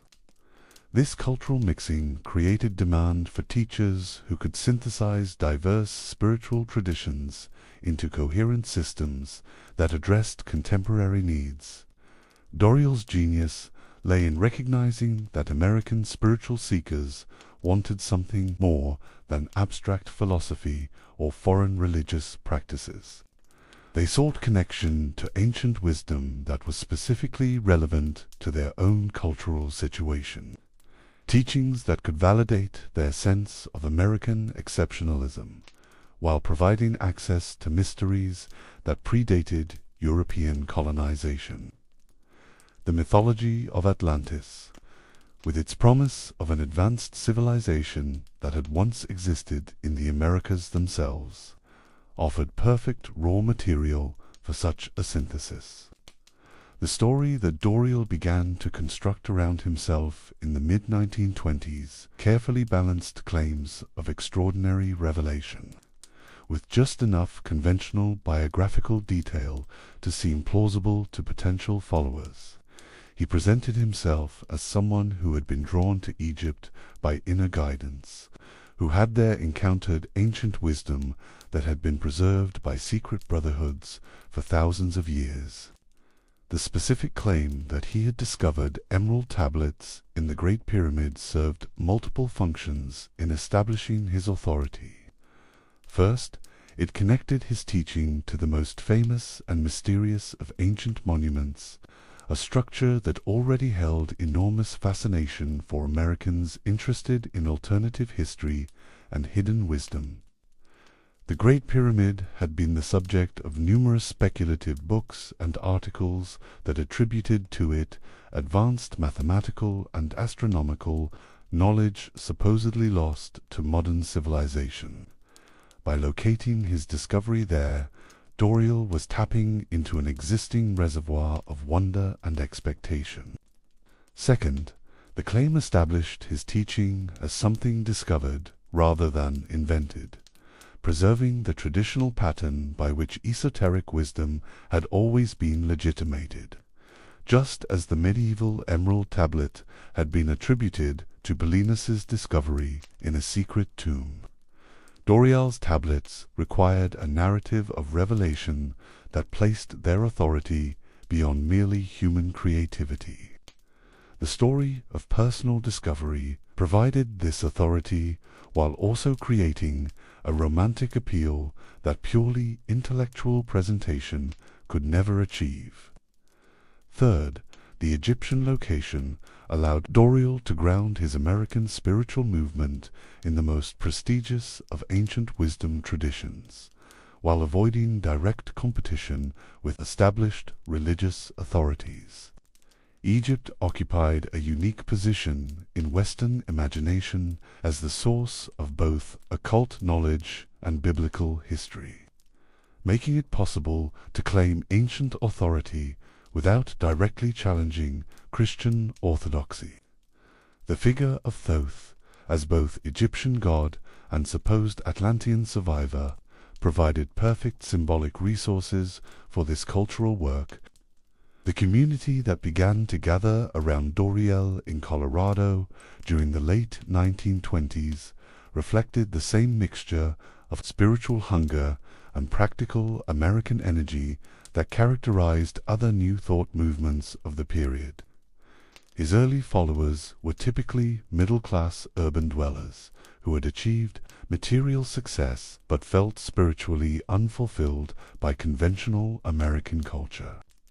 They sought teachings that could provide both personal transformation and social meaning, both ancient wisdom and contemporary relevance.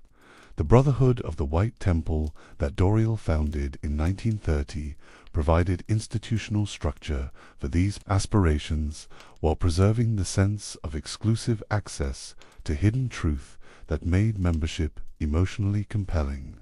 Unlike traditional churches that welcomed all believers, the Brotherhood presented itself as a school for advanced souls, who were ready for teachings too profound for ordinary understanding. This selective approach created strong bonds among members, while protecting the movement from casual criticism. The physical location that Doreal chose for his headquarters reflected both practical considerations and symbolic intentions. The valley near Sedalia, Colorado, offered isolation from urban distractions, while providing the kind of dramatic, natural setting that seemed appropriate for receiving ancient revelations. The surrounding mountains created a sense of protection and hiddenness that reinforced the Brotherhood's identity as custodians of secret knowledge. The timing of Doreal's emergence was as carefully calculated as his choice of location and persona. The economic prosperity of the 1920s had created a large population of Americans with sufficient leisure and disposable income to pursue alternative spiritual practices. The technological innovations of the period, radio, mass-produced books, improved transportation, made it possible to reach potential followers across vast geographical distances while maintaining the intimate community feeling that sustained commitment to esoteric teachings. The cultural anxiety that would culminate in the Great Depression was already creating receptivity to teachings that promised both spiritual illumination and practical guidance for navigating uncertain times. Doreal's emphasis on coming earth changes and the need for prepared communities appealed to Americans who sensed that their society was entering a period of unprecedented challenge and transformation. The success of Doreal's self-invention reflected deeper changes in American religious culture that would continue throughout the 20th century. The traditional authority of established denominations was giving way to more individualistic and eclectic approaches to spiritual seeking. Americans increasingly expected their religious teachers to provide not just moral guidance, but practical techniques for achieving health, prosperity, and personal fulfillment. This democratization of spiritual authority created opportunities for charismatic individuals to build movements around their own revelations and insights. But it also created new vulnerabilities to deception and self-deception. The same cultural conditions that made Doreal's emergence possible also made it difficult for potential followers to distinguish between authentic wisdom and clever fabrication.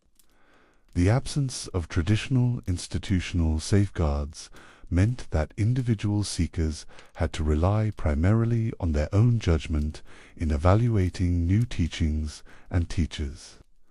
The story of Maurice Doreal's transformation from Claude Doggins thus reflects broader patterns in American spiritual history, while also revealing the specific cultural moment that made his particular form of myth-making both possible and appealing.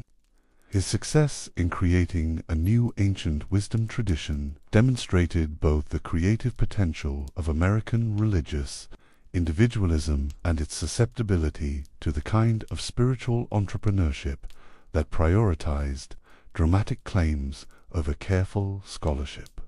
As we prepare to examine the specific content of the teachings that emerged from this cultural transformation, it is worth appreciating both the genuine spiritual hunger that Doreal addressed and the problematic methods he used to address it.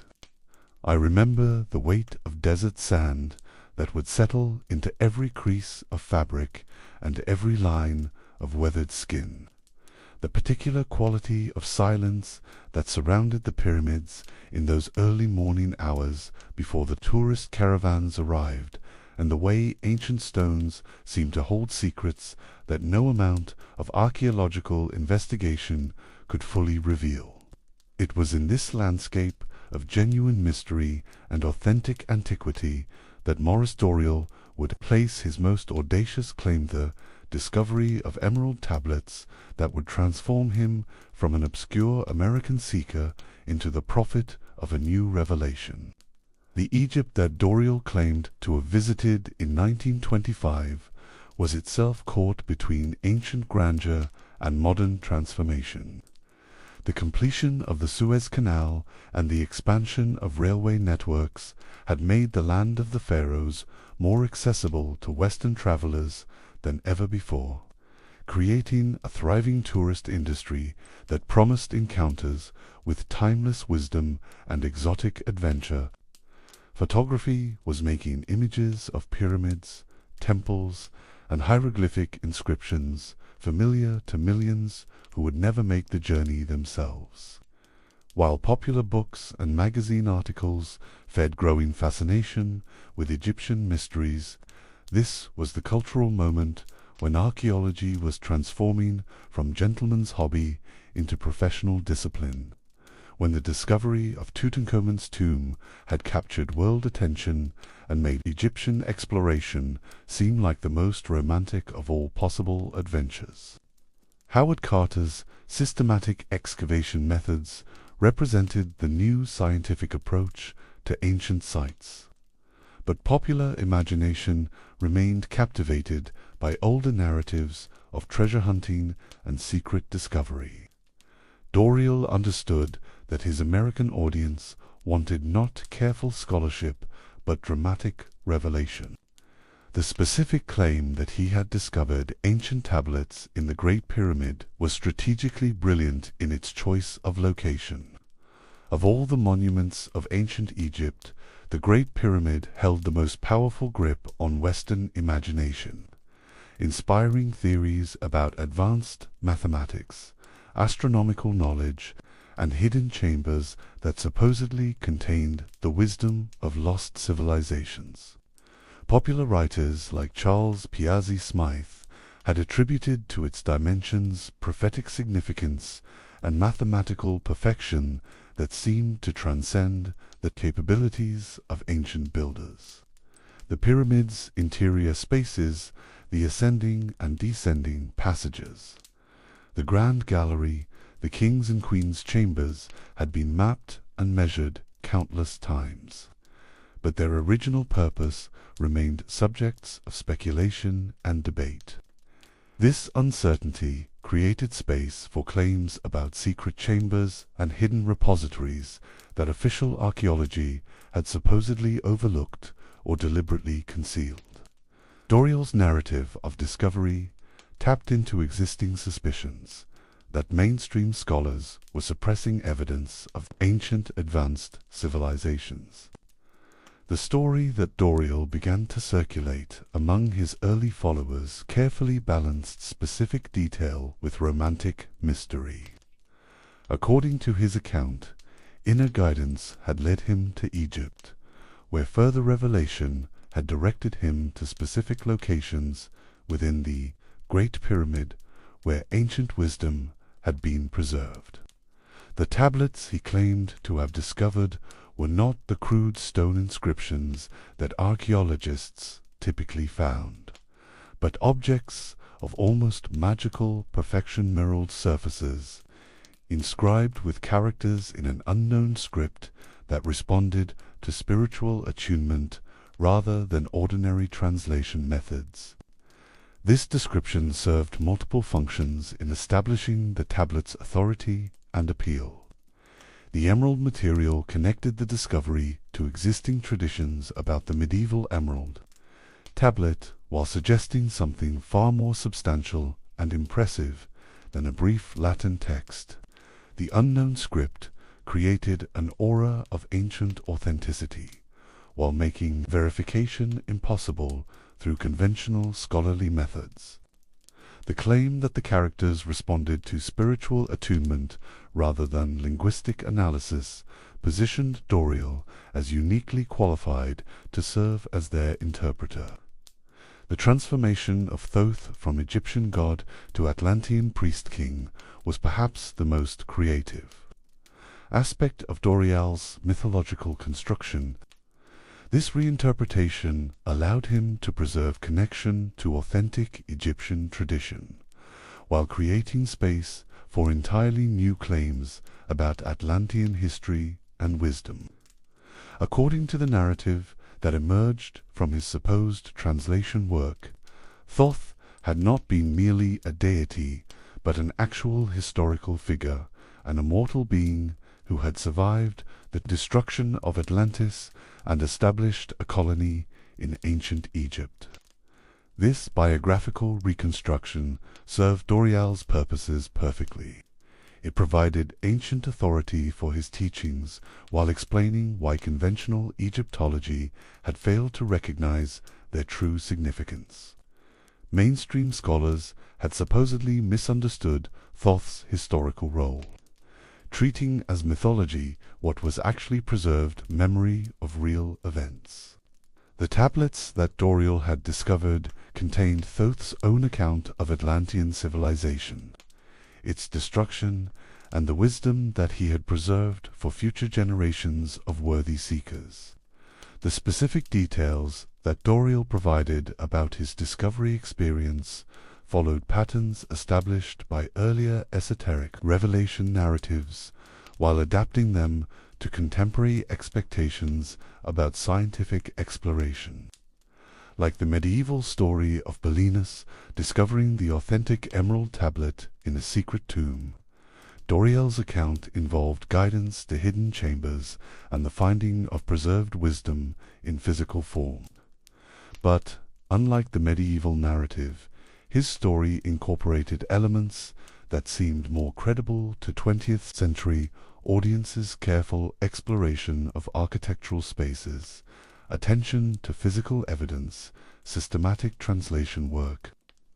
The absence of any independent verification for Doreal's claims did not initially damage their credibility among his followers, who understood that authentic esoteric discoveries were necessarily protected from ordinary scholarly investigation.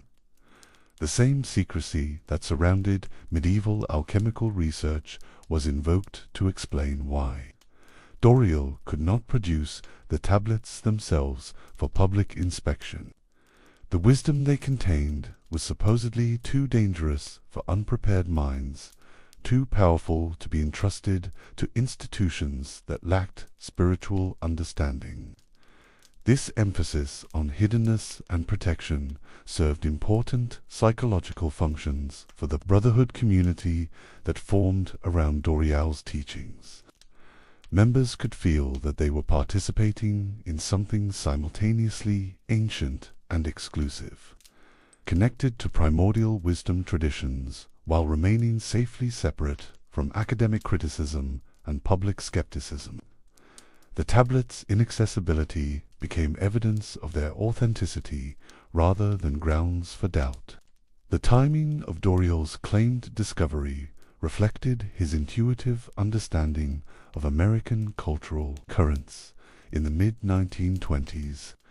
This was the period when Egyptomania reached its peak in popular culture, when Egyptian motifs appeared in everything from movie theaters to jewelry design, when ordinary Americans felt that ancient Egypt offered resources for spiritual and aesthetic enrichment that their own culture lacked. The discovery of Tutankhamun's tomb in 1922 had created worldwide fascination with Egyptian archaeology and the possibility that further revelations awaited future explorers. At the same time, the decade's economic prosperity had created a large population of Americans with sufficient leisure and disposable income to pursue alternative spiritual practices. The technological innovations of the period mass-produced automobiles, radio broadcasting, improved printing methods made it possible for teachers like Doreal to reach potential followers across vast geographical distances while maintaining the sense of intimate community that sustained commitment to esoteric teachings.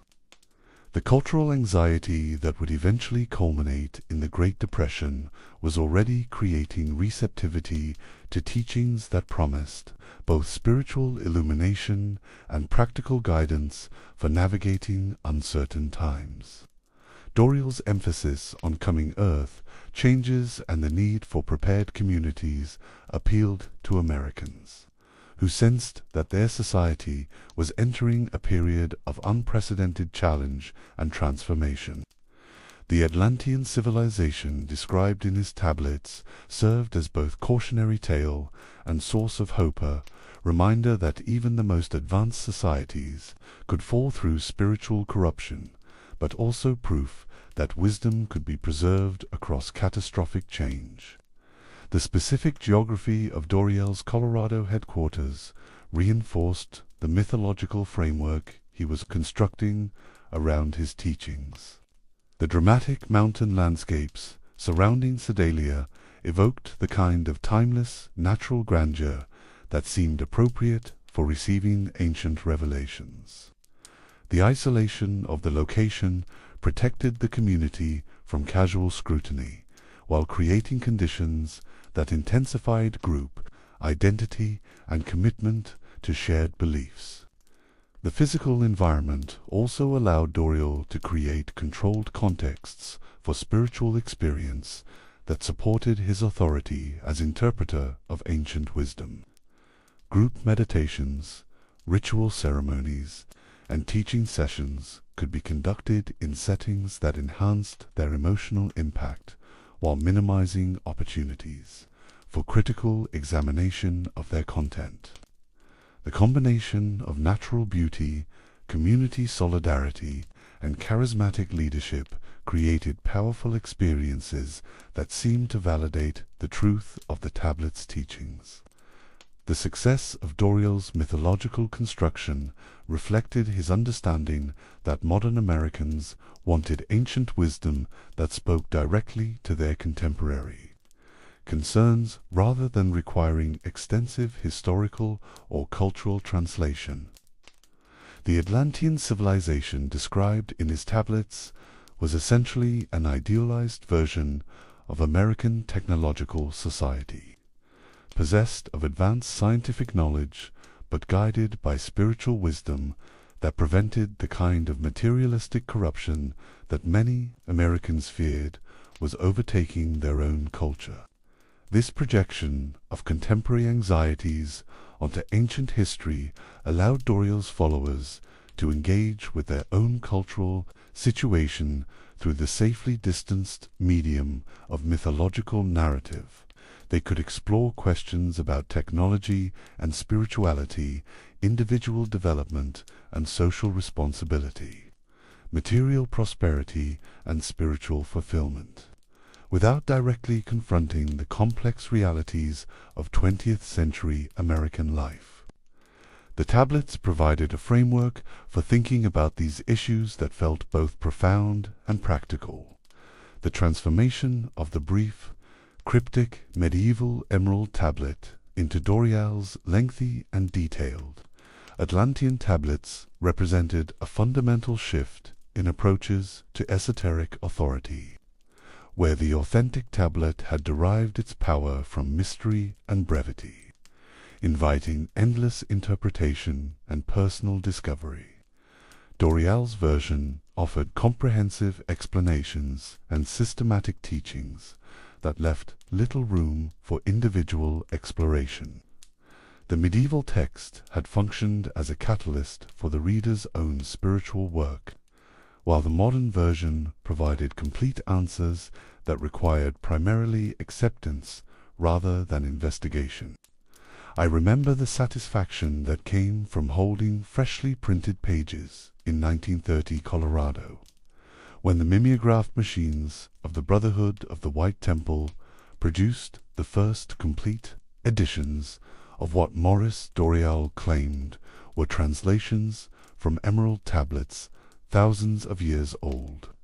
The ink still carried that particular chemical scent of reproduction technology, and the paper bore the slight imperfections that marked hand-cranked printing, yet the words themselves promised access to wisdom that predated all known civilizations.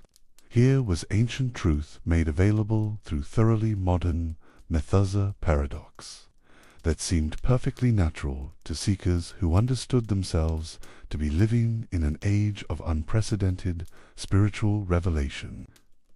The text that emerged from Doreal's translation work bore little resemblance to the cryptic brevity of the medieval Emerald Tablet that had inspired centuries of scholarly commentary.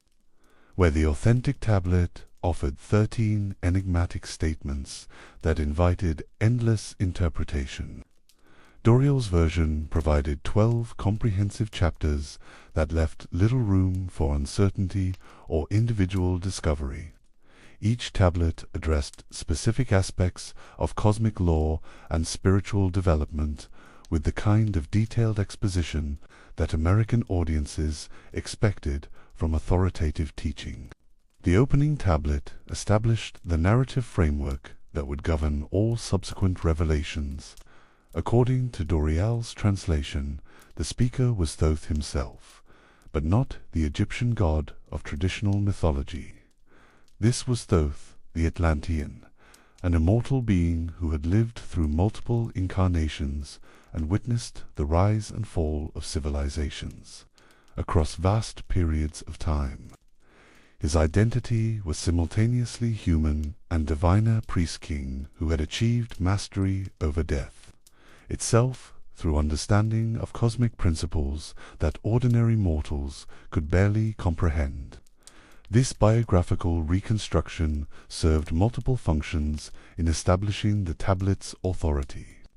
It preserved connection to authentic Egyptian tradition while explaining why conventional scholarship had failed to recognize Thoth's true significance. Mainstream Egyptologists had supposedly misunderstood the historical reality behind mythological accounts, treating as symbolic fiction what was actually preserved memory of literal events. The tablets revealed the truth that academic authorities had either overlooked or deliberately concealed. The Atlantean civilization that emerged from these accounts was a carefully constructed blend of advanced technology and spiritual wisdom that addressed contemporary anxieties about the relationship between material progress and moral development. According to the tablets, Atlantis had achieved scientific capabilities that surpassed even 20th century accomplishments, flying machines that operated through manipulation of natural forces, communication devices that could reach across continents, architectural techniques that created structures of impossible beauty and permanence. Yet this technological mastery had been guided by spiritual understanding that prevented the kind of materialistic corruption that many Americans feared was overtaking their own society. Atlantean science was supposedly based on recognition that all material phenomena reflected spiritual principles, that manipulation of physical forces required corresponding development of consciousness, that true advancement involved integration of outer achievement with inner transformation. The specific details that Doreal provided about Atlantean society revealed his intuitive understanding of what American audiences found most appealing about alternative history narratives. This was essentially an idealized version of modern industrial civilization, possessed of all the conveniences and capabilities that technology promised, but guided by the kind of wisdom and moral restraint that traditional religion had supposedly provided in simpler times. Atlanteans enjoyed material abundance without materialism, scientific knowledge without spiritual emptiness, social organization without oppression or inequality. The figure of Thoth himself embodied this integration of seemingly contradictory qualities. As priest-king of Atlantis, he combined political authority with spiritual insight, practical effectiveness with transcendent understanding, individual achievement with service to collective good. His mastery over death was not mere personal survival, but the result of alignment with cosmic principles that made individual existence meaningful within universal order. The halls of Amenti that featured prominently in the tablets, cosmology provided a mythological framework for thinking about consciousness, death, and spiritual development that drew upon Egyptian imagery while adapting it to contemporary concerns. According to Doreal's translations, these were not merely symbolic regions of the afterlife, but actual dimensional spaces where advanced beings continued their work of spiritual evolution and cosmic service. Thoth's access to these realms explained both his immortality and his ability to guide others toward similar achievement. This cosmological system offered something that the brief, medieval Emerald Tablet could never provide: a complete map of spiritual reality that answered the kinds of questions that naturally arose for seekers attempting to understand their place in the universe. Where was consciousness located? How did individual development relate to cosmic evolution? What happened after death? How could ordinary human beings achieve the kind of mastery that figures like Thoth represented? The tablets provided detailed answers to all these questions, while maintaining just enough mystery to preserve their sense of profound revelation. The principles they articulated were presented as laws of nature that operated with the same reliability as physical forces, but their application required the kind of spiritual development that could not be achieved through merely intellectual study. This combination of systematic explanation and practical challenge created powerful appeal for readers who wanted both comprehensive understanding and meaningful work. The translation process itself became part of the tablet's authority and mystique. Doreal claimed that the original Atlantean script could not be read through ordinary linguistic methods, but responded only to spiritual attunement that allowed the translator to receive the meaning directly into consciousness. This explanation served multiple functions. It made verification impossible through conventional scholarly analysis. It positioned Doreal as uniquely qualified to serve as interpreter, and it suggested that engagement with the tablets required the same kind of spiritual preparation that accessing their wisdom demanded. The specific language that emerged from this supposed translation process reflected contemporary/American spiritual vocabulary, while maintaining enough exotic terminology to preserve an aura of ancient authenticity. Terms like vibratory consciousness, cosmic cycles, and dimensional planes combined theosophical concepts with new thought terminology in ways that seemed both familiar and revelatory to audiences already exposed to alternative spiritual teachings. The practical instructions that the tablets provided for spiritual development represented a significant departure from the approach that had characterized traditional esoteric teaching, where authentic mystery traditions had typically required years of preparatory study and gradual initiation into symbolic understanding. Doreal's tablets offered systematic techniques that promised relatively rapid results for dedicated practitioners. This democratization of esoteric method reflected broader American expectations that spiritual teachings should be immediately accessible rather than requiring extensive cultural preparation. The emphasis on individual development and practical achievement that characterized the tablets' approach to spiritual work resonated powerfully with American cultural values, while providing frameworks for transcending the limitations that those values sometimes imposed. Readers could pursue personal transformation and cosmic understanding through methods that felt both ancient and contemporary, both challenging and achievable. The community that formed around these teachings created social contexts that reinforced their credibility and appeal. Group study sessions, meditation practices, and ritual ceremonies provided experiential validation for principles that might have seemed merely theoretical in private reading.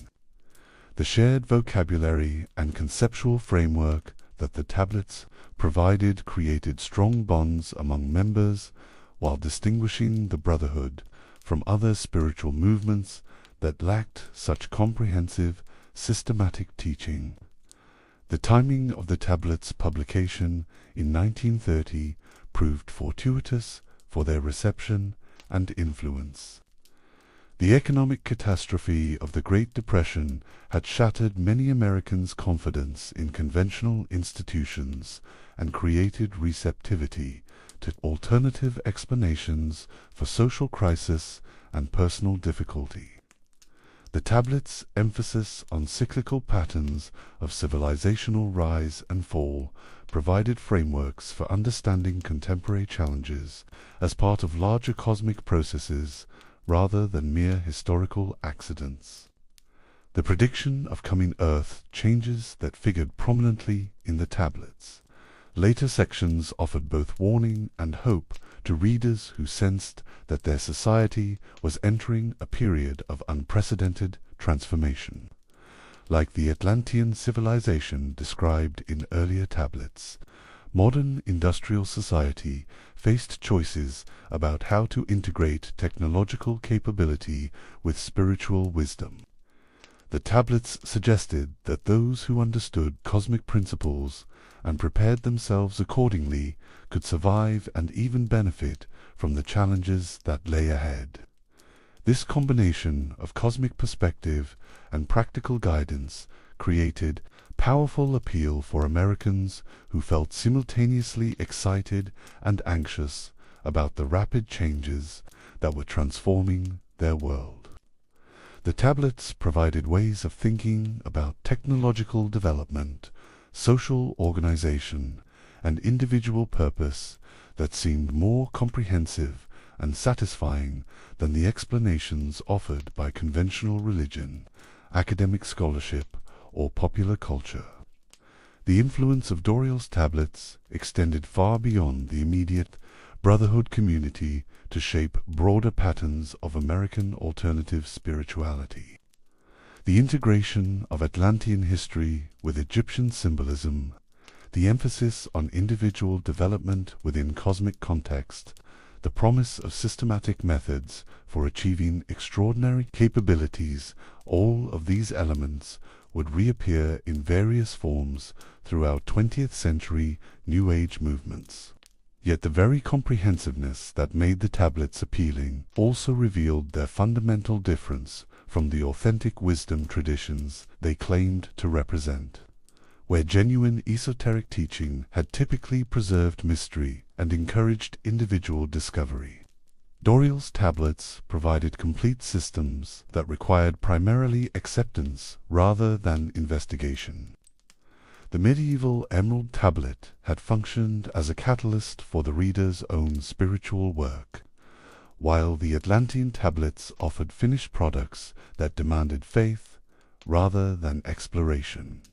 This shift reflected broader changes in American religious culture that would continue throughout the 20th century, as traditional approaches to spiritual authority gave way to more systematic and immediately accessible alternatives that promised comprehensive understanding without the demands of traditional discipleship. I remember the particular quality of silence that settled over the Colorado mountains in the winter of 1953, when the Brotherhood of the White Temple prepared for a nuclear war that never came. The stockpiled food supplies filled basement storage rooms. The Geiger counters sat ready to measure radiation levels that would remain forever normal, and the community that Maurice Doreal had built around his emerald tablets found itself confronting the gap between prophetic certainty and stubborn reality. It was in this moment of failed prediction that the true nature of modern myth-making revealed itself most clearly. The evolution of Doreal's teachings from ancient wisdom, revelation, to Cold War survivalism reflected broader patterns of American anxiety in the decades following the Second World War. The same cultural forces that had made Atlantean tablets appealing in the optimistic 1920s took on darker coloration as nuclear weapons. Communist expansion and social upheaval created new forms of uncertainty and fear. The tablets that had once promised individual transformation and cosmic understanding became foundations for elaborate conspiracy theories and apocalyptic preparations. The transformation began in the early 1930s, when Doreal claimed to have been taken by two Atlantean survivors to a cave system beneath Mount Shasta in Northern California. According to this new revelation, the destruction of Atlantis had not been complete remnants of the ancient civilization had established underground colonies where they continued to develop advanced technology while monitoring the spiritual progress of surface humanity. These hidden Atlanteans were supposedly preparing to emerge during the earth changes that Doreal predicted would soon transform human civilization. This expansion of the tablet's mythology served multiple functions for the Brotherhood community. It provided explanation for how ancient wisdom could remain accessible in the modern era while accounting for the secrecy that surrounded its transmission. It created frameworks for understanding contemporary events as part of larger cosmic patterns rather than mere historical accidents.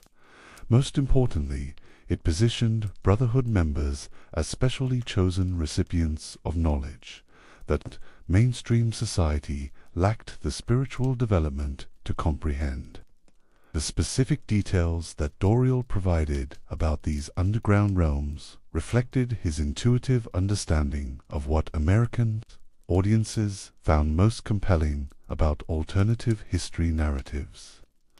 The caverns beneath Mount Shasta were described as containing not just surviving Atlanteans, but representatives of other advanced civilizations that had supposedly flourished on Earth in remote antiquity.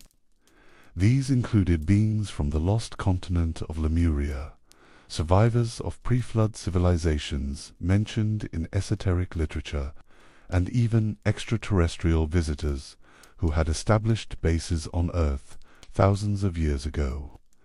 This expansion into what would later be called ancient astronaut territory demonstrated Doreal's ability to synthesize diverse speculative traditions into coherent mythological frameworks. The tablets that had initially focused on individual spiritual development became part of a comprehensive alternative history that explained everything from archaeological anomalies to contemporary political events through the lens of hidden knowledge and secret influences. The addition of extraterrestrial elements to the Brotherhood's cosmology reflected broader cultural developments that were transforming American attitudes toward technology and scientific possibility. The development of atomic weapons, rocket technology, and electronic communication systems had made concepts that once seemed purely fantastic appear plausibly achievable. If human beings could split atoms and explore space, then perhaps other civilizations had achieved similar or greater capabilities in the distant past. The flying saucer phenomenon that began to capture public attention in the late 1940s provided perfect raw material for Doreal's expanding mythology. The mysterious aircraft that witnesses reported seeing across American skies could be explained as vehicles operated by the underground civilizations described in his tablets. This interpretation allowed Brotherhood members to feel that they possessed insider knowledge about events that baffled mainstream authorities while reinforcing their sense of living in an age of unprecedented revelation. The political dimensions of these developments became increasingly prominent as the Cold War intensified during the 1950s, according to Doreal's evolving teachings. The communist threat that dominated American headlines was actually part of a larger struggle between forces of light and darkness that had been continuing since Atlantean times. The underground races were supposedly allied with benevolent extraterrestrial visitors in working to prevent nuclear war, while malevolent beings sought to manipulate surface humanity into destroying itself through ideological conflict. This cosmic perspective on contemporary politics provided Brotherhood members with frameworks for understanding world events that seemed more profound and comprehensive than conventional political analysis. The nuclear arms race, the space program, the civil rights movement, the changing role of women all could be interpreted as manifestations of spiritual principles operating through historical processes. The tablets served as keys to decoding the hidden significance of developments that ordinary observers saw only in secular terms. The community that Doreal established in the Sedalia Valley was designed to serve as a refuge for those who understood these cosmic realities and prepared themselves accordingly. The isolation of the location protected members from the contaminating influences of mainstream society while creating conditions that intensified group identity and commitment to shared beliefs. The surrounding mountains provided natural barriers that would supposedly offer protection during the earth changes that Doreal predicted would soon transform human civilization. The practical preparations that the Brotherhood undertook in anticipation of these changes reflected the same mixture of spiritual idealism and survivalist pragmatism that characterized other American alternative religious movements of the period. Food storage, water purification systems, communication equipment, and medical supplies were accumulated through community effort and mutual aid. These activities created strong bonds among members while providing tangible expressions of their commitment to the teachings that had brought them together. The prediction of nuclear war that dominated Brotherhood concerns during the early 1950s represented the logical culmination of Doreal's apocalyptic interpretation of contemporary events. According to his revelations, the cosmic forces that had destroyed Atlantis were preparing to cleanse the earth again through atomic warfare. Only those who had achieved sufficient spiritual development and made appropriate material preparations would survive to participate in the golden age that would follow this purification. The specific timing that Doreal provided for these events, nuclear war beginning in 1953, created intense anticipation and anxiety within the Brotherhood community. Members sold property, terminated careers, and relocated to Colorado in preparation for catastrophes that their leader assured them were imminent. The failure of these predictions to materialize created a crisis of faith that tested the community's cohesion and Doreal's authority. Yet the absence of nuclear war did not lead to wholesale abandonment of the Brotherhood or rejection of the tablets' teachings. Instead, it prompted reinterpretation of prophetic chronology and elaboration of explanations for why cosmic intervention had supposedly postponed the predicted destruction. The underground races and their extraterrestrial allies were credited with preventing nuclear conflict through subtle influence on world leaders and direct intervention in critical situations. This pattern of failed prediction, followed by explanatory revision, would be repeated throughout the Brotherhood's subsequent history, demonstrating the remarkable resilience of mythological thinking in the face of contradictory evidence. The tablets had created a framework for understanding reality that was flexible enough to accommodate any developments while preserving the essential conviction that hidden forces were guiding historical events toward predetermined spiritual goals. The psychological appeal of this apocalyptic worldview reflected deeper patterns of American cultural anxiety that extended far beyond the Brotherhood community. The same fears about nuclear destruction, social upheaval, and moral decline that motivated Doreal's followers were widely shared among Americans who lacked alternative frameworks for understanding the rapid changes transforming their society. The tablets provided ways of thinking about these challenges that seemed more meaningful and hopeful than conventional religious or secular explanations. The emphasis on special knowledge and exclusive salvation that characterized the Brotherhood's developed theology created powerful emotional rewards for members who had committed themselves to Doreal's teachings.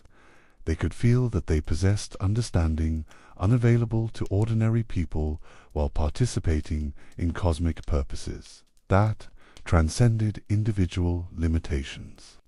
The community solidarity that developed around shared preparation for earth changes provided social support that many members had been unable to find in conventional religious or secular contexts.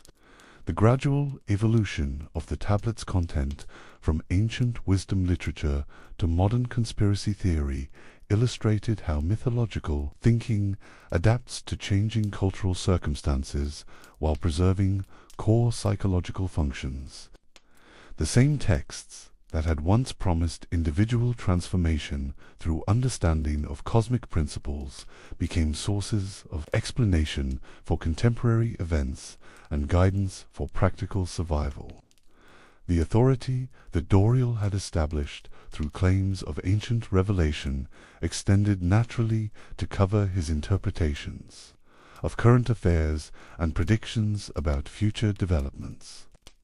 The Brotherhood's experience during the Cold War demonstrated both the creative potential and the dangerous limitations of American religious individualism. The same cultural conditions that made Doreal's self-invention possible also created vulnerabilities to the kind of extremist thinking that could lead communities into isolation and preparation for conflicts that existed primarily in their leaders' imaginations. The absence of traditional institutional safeguards meant that charismatic individuals could build movements around their own revelations and interpretations without effective checks on their authority or accountability for their claims. I remember the moment when two separate streams of human imagination finally merged, like tributaries joining to form a river that would carry new meanings far from either original source. It was not a dramatic event that could be dated precisely, but rather a gradual process that unfolded across decades as books proliferated, ideas circulated, and seekers searched for wisdom that spoke to both their spiritual hunger and their need for comprehensive understanding. Somewhere in the confusion of 20th century alternative spirituality, the brief medieval alchemical text and Maurice Doreal's elaborate Atlantean mythology became one story in popular consciousness. The bookstores of the 1960s provided the perfect environment for this fusion to occur. Small metaphysical shops in cities across America offered shelves lined with paperback editions that promised ancient secrets and hidden knowledge. Here, a seeker might find scholarly translations of Hermetic texts sitting beside Doreal's Brotherhood publications, both claiming authority from the same legendary figure and both offering access to the same fundamental wisdom. The casual browser had little reason to suspect that these works came from entirely different historical periods and represented completely different approaches to spiritual teaching. The appeal of the combined narrative was immediately obvious to anyone who had struggled with the limitations that either tradition presented when encountered alone. The authentic Emerald Tablet offered profound philosophical principles, but frustratingly little practical guidance about how to apply them. Its cryptic statements about correspondence between above and below invited endless interpretation, but provided no clear roadmap for personal transformation. Serious students could spend decades unpacking its symbolic language without feeling they had achieved definitive understanding. Doreal's tablets, by contrast, provided comprehensive answers to every question that a spiritual seeker might reasonably ask. They explained exactly who Thoth was, what Atlantis had been like, how cosmic evolution proceeded through predictable cycles, and what specific practices could lead to expanded consciousness and eventual mastery over death itself.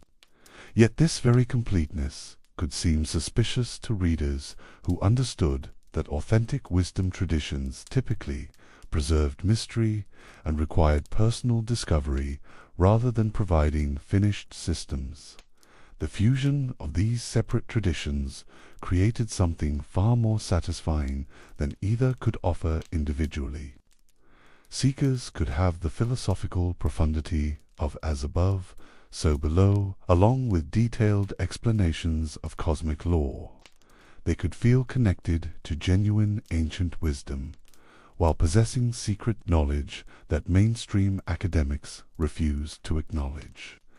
They could work with practical techniques for transformation while participating in mythological narratives that gave cosmic significance to their personal efforts. This process of convergence was facilitated by the democratic ethos that characterized American alternative spirituality in the post-war decades. Unlike traditional religious authorities who claimed exclusive interpretation rights over sacred texts, metaphysical teachers generally encouraged eclectic approaches that drew wisdom from multiple sources. Seekers were expected to follow their own inner guidance in combining different teachings rather than submitting to any single doctrinal system. This openness created natural conditions for separate traditions to merge and cross-fertilize. The technological developments that made mass-produced paperback books affordable and widely available accelerated the convergence process, while obscuring the historical distinctions that might have prevented it. Texts that had emerged from completely different cultural contexts could appear side by side on bookstore shelves with similar cover designs and marketing approaches. The medieval Latin tablet and Doreal's modern English translations were presented as complementary revelations from the same ancient source rather than as separate literary productions separated by centuries. The cultural authority that surrounded anything labeled ancient wisdom created additional pressure toward synthesis rather than discrimination. In an era when traditional religious institutions were losing credibility among educated Americans, exotic teachings that claimed primordial origins carried special appeal. The older and more mysterious a text appeared, the more likely it was to be taken seriously by seekers who had lost faith in contemporary spiritual authorities. This bias toward antiquity encouraged readers to assume connections between different texts rather than examining their actual historical relationships. The psychological appeal of the combined narrative reflected deep human needs that neither tradition alone could fully satisfy.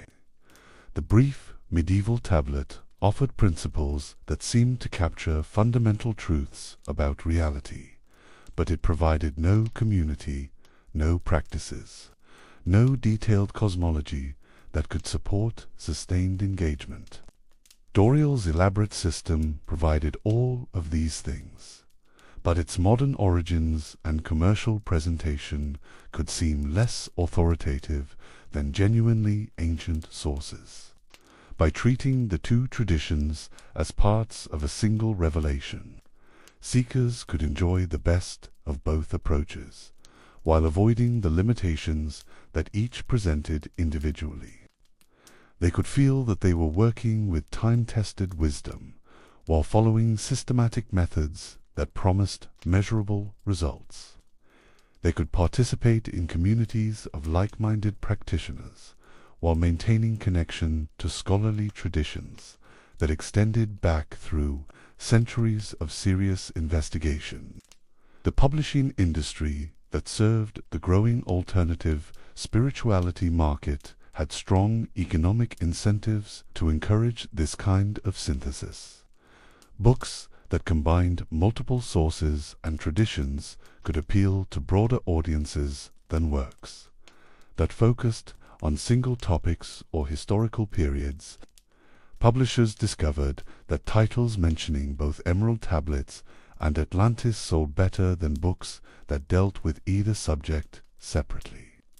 Market forces thus reinforced intellectual trends that were already pushing toward convergence.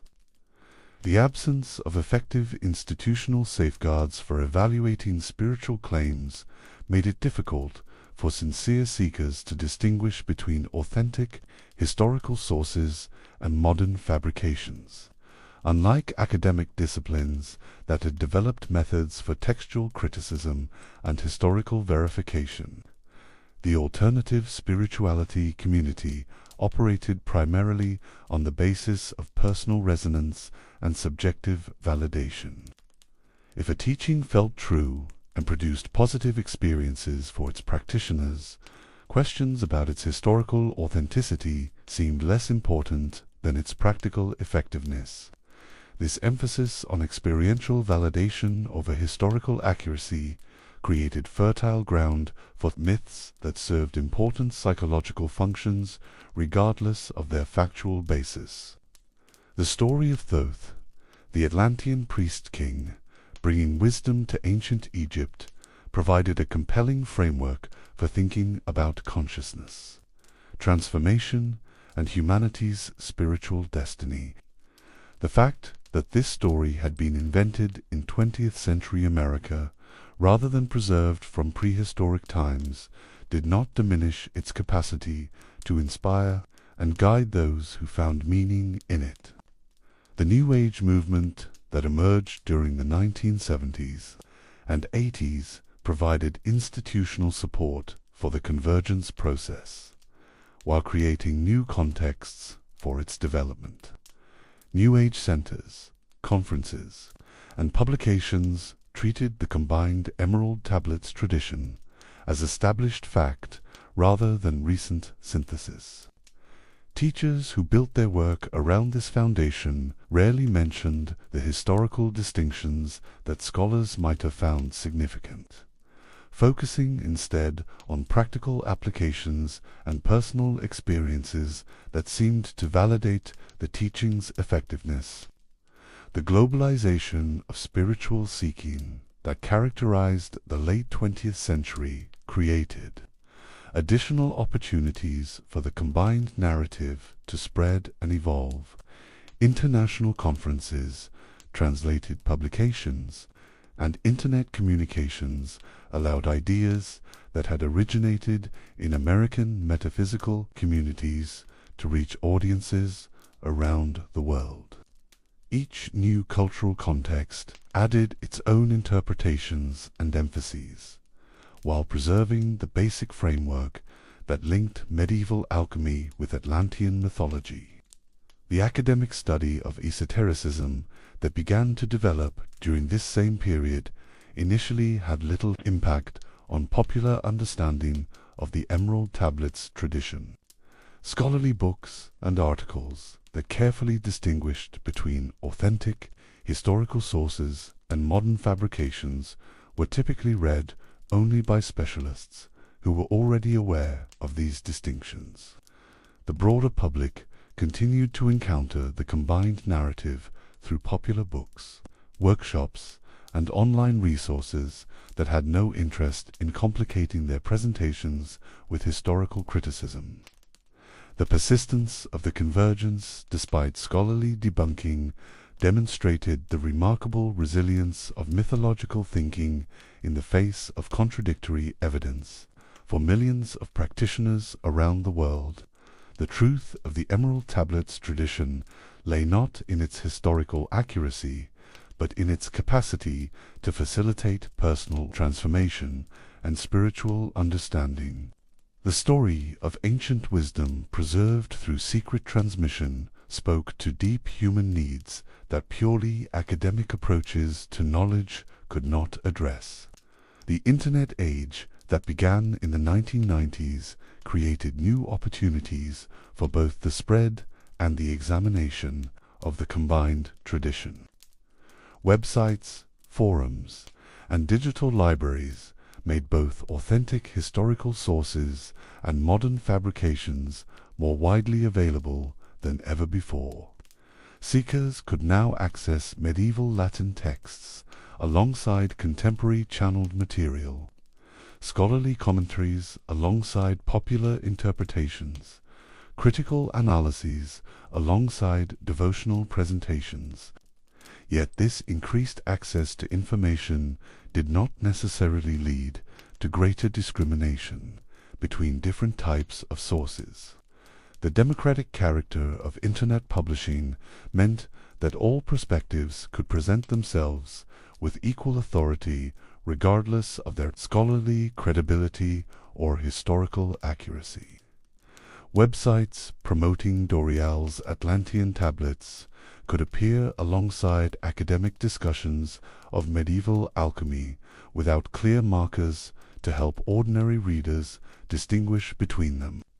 The result was often greater confusion rather than clearer understanding, as seekers encountered contradictory claims about the tablets' origins, authenticity, and significance without reliable frameworks for evaluating these disputes. The very abundance of available information could be overwhelming to individuals who lacked specialized knowledge about textual criticism, historical methodology, or the development of esoteric traditions.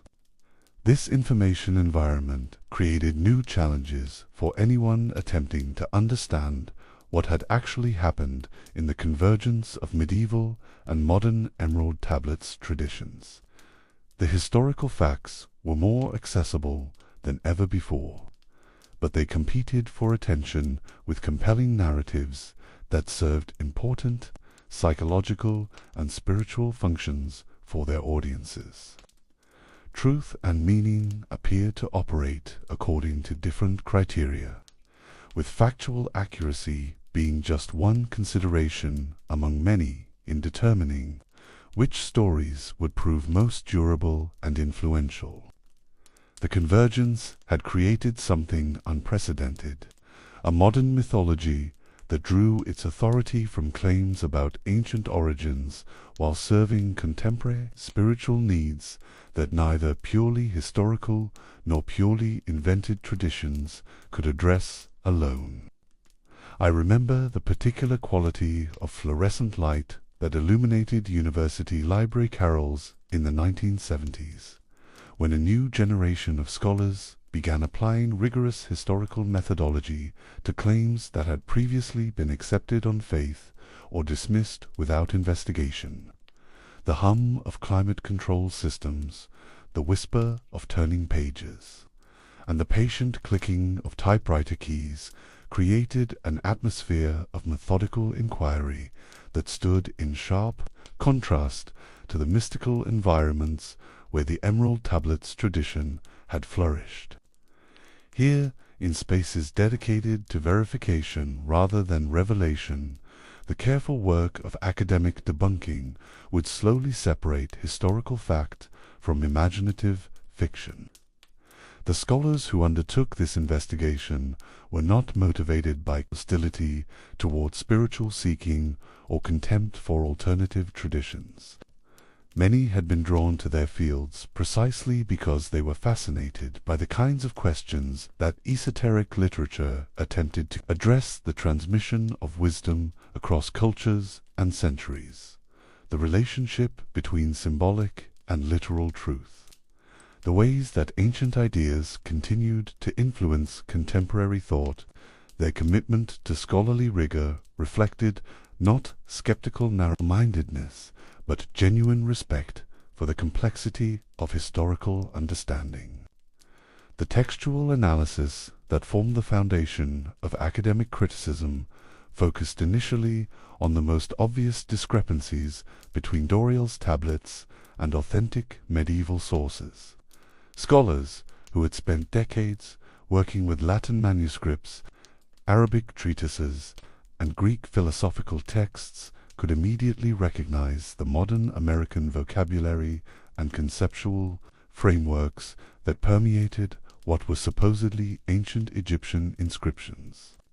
Terms like vibratory consciousness, dimensional planes, and cosmic cycles reflected 20th century theosophical and New Thought terminology rather than the language of any historical period before the modern era.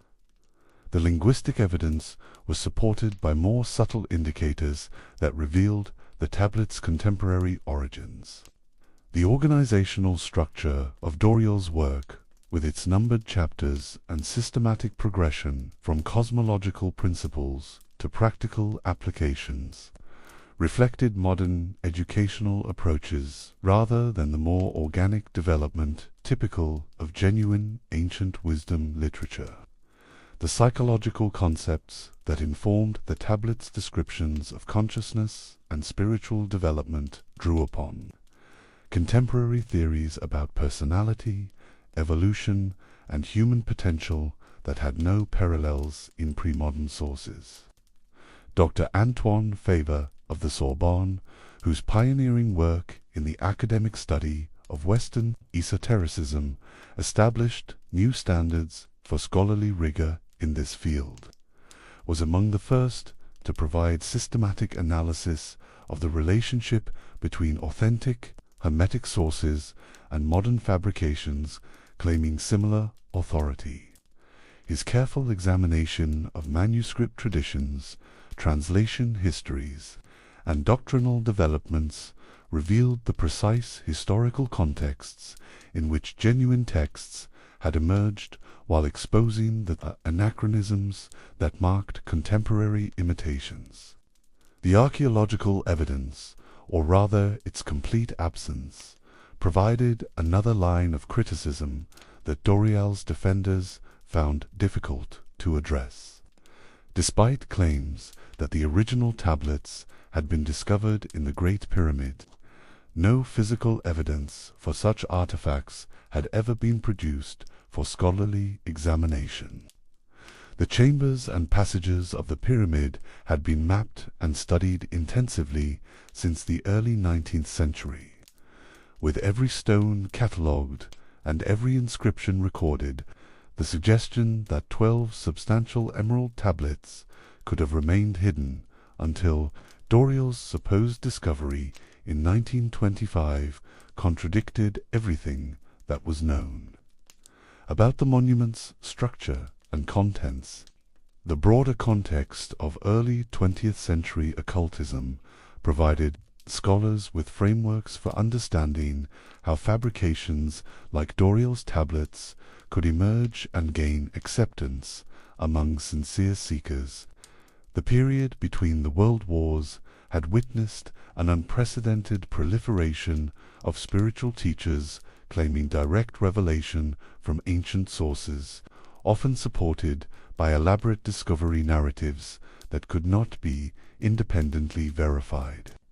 Similar patterns appeared in the work of figures like Helena Blavatsky with her secret doctrine, Rudolf Steiner with his Akashic records, and dozens of lesser-known teachers who claimed access to hidden wisdom.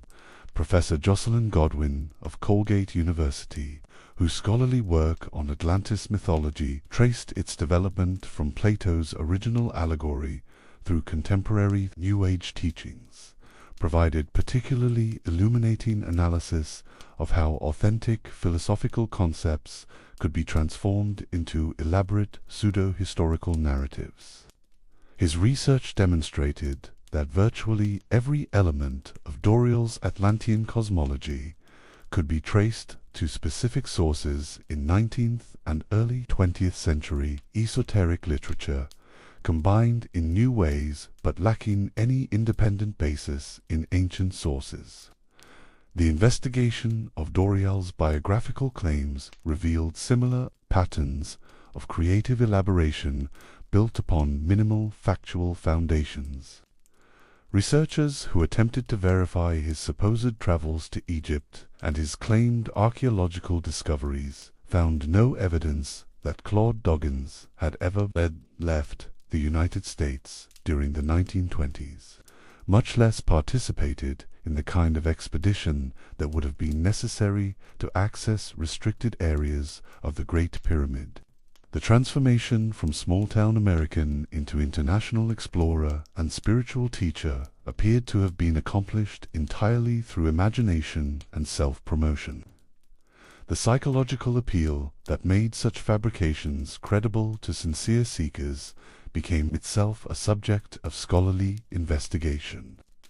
Researchers in religious studies, psychology, and cultural anthropology began to examine the social and emotional functions that modern mythologies served for their adherents, recognizing that debunking factual claims did not necessarily address the deeper needs that alternative narratives met. This more nuanced approach to criticism acknowledged the genuine spiritual hunger that drew people to teachings like Doreal's, while maintaining clear distinctions between historical accuracy and psychological satisfaction.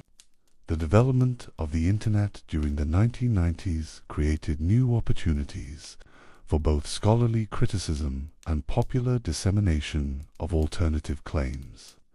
Academic databases made primary sources more accessible to researchers, while also providing ordinary readers with tools for independent investigation.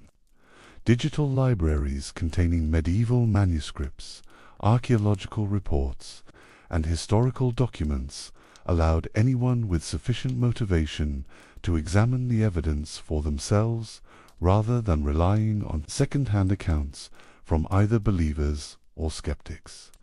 Yet, this increased access to information did not automatically lead to greater discrimination between authentic and fabricated sources.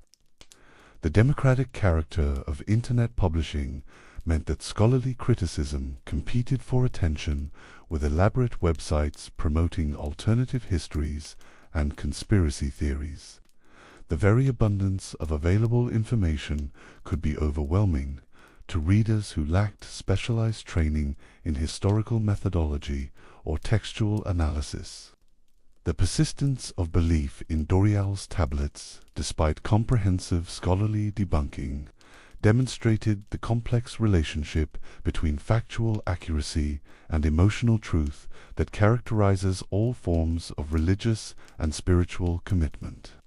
For many practitioners, the historical origins of the teachings mattered less than their perceived effectiveness in facilitating personal transformation and community building. The question was not whether the tablets were genuinely ancient, but whether they provided meaningful frameworks for understanding consciousness, purpose, and spiritual development. This observation led some scholars to adopt more sympathetic approaches to their criticism, recognizing that wholesale debunking could destroy something valuable without providing adequate replacement.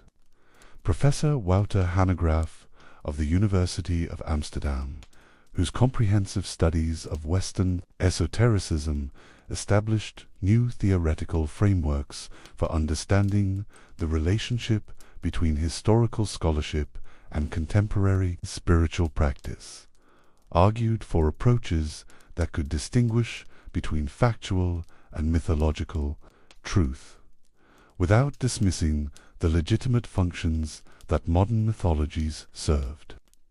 The academic consensus that emerged from decades of investigation was clear and consistent.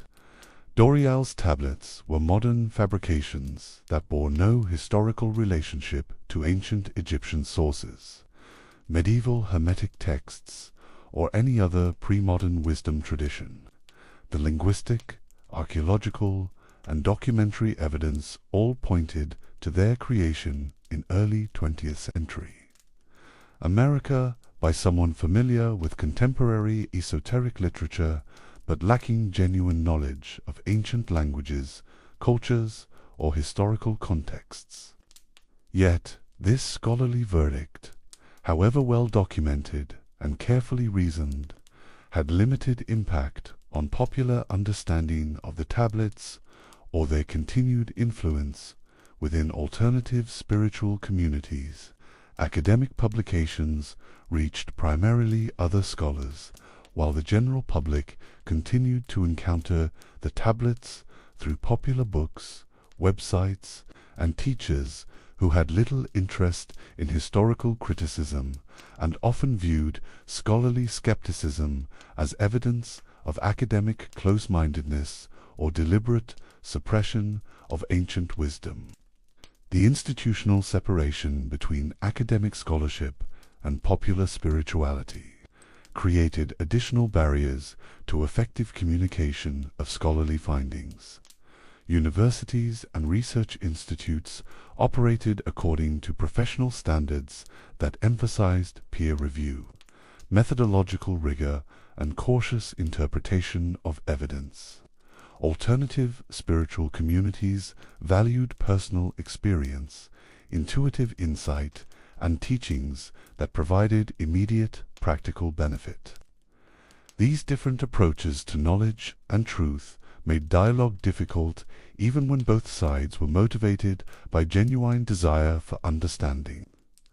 The commercial interests that supported the tablets, continued publication and promotion created additional resistance to scholarly criticism.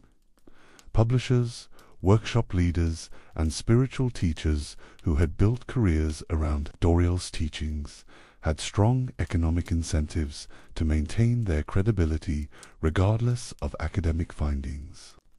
Market forces generally favored dramatic claims and comprehensive answers over the more tentative and complex conclusions that careful scholarship typically produced.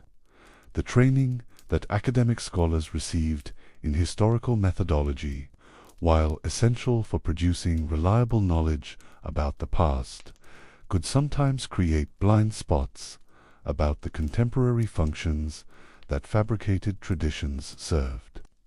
Researchers who were expert at dating manuscripts and tracing textual transmission might be less sensitive to the psychological and social needs that drew modern people to ancient wisdom narratives, even when those narratives lacked authentic historical foundations. This limitation led to forms of criticism that, while factually accurate, failed to address the deeper questions about why fabrications like Doreal's tablets continued to attract devoted followings decades after their dubious origins had been exposed. Simply pointing out anachronisms and historical impossibilities did not explain why millions of people found more meaning in made-up ancient wisdom than in the genuine historical sources that scholars worked to preserve and interpret. The most thoughtful academic critics recognized that effective debunking required not just demolition of false claims, but construction of alternative frameworks that could meet legitimate spiritual and intellectual needs without requiring acceptance of factually dubious premises.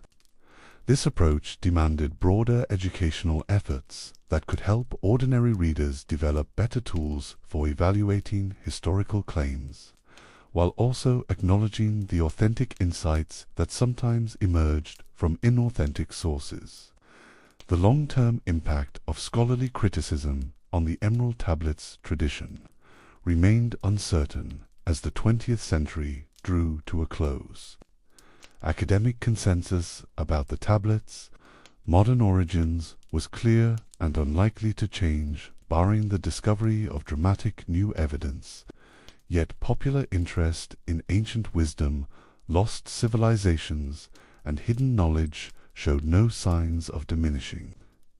If anything, the growth of New Age spirituality and alternative history movements suggested that demand for such narratives was increasing rather than declining. The challenge for both scholars and spiritual seekers was to find ways of honoring genuine ancient wisdom, while avoiding the seductive but ultimately unsatisfying shortcuts that fabricated traditions offered. This required developing more sophisticated understanding of how authentic wisdom traditions actually worked, not through comprehensive revelations delivered by superhuman teachers, but through patient investigation, careful transmission, and gradual discovery, guided by principles that had proven their value across centuries of testing.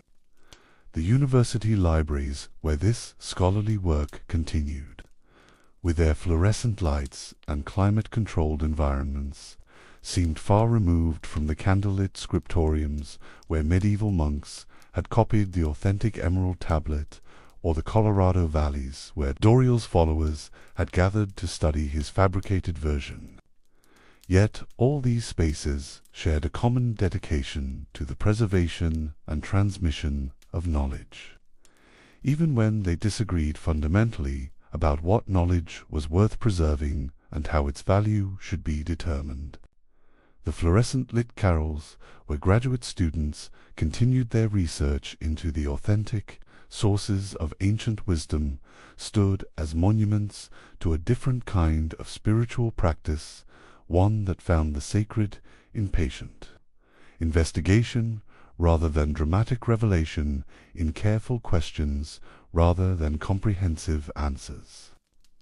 I remember twilight settling over a quiet study lined with books, both ancient and modern, where the accumulated wisdom of centuries created a silence pregnant with possibility and the eternal human questions that no amount of learning ever fully answers.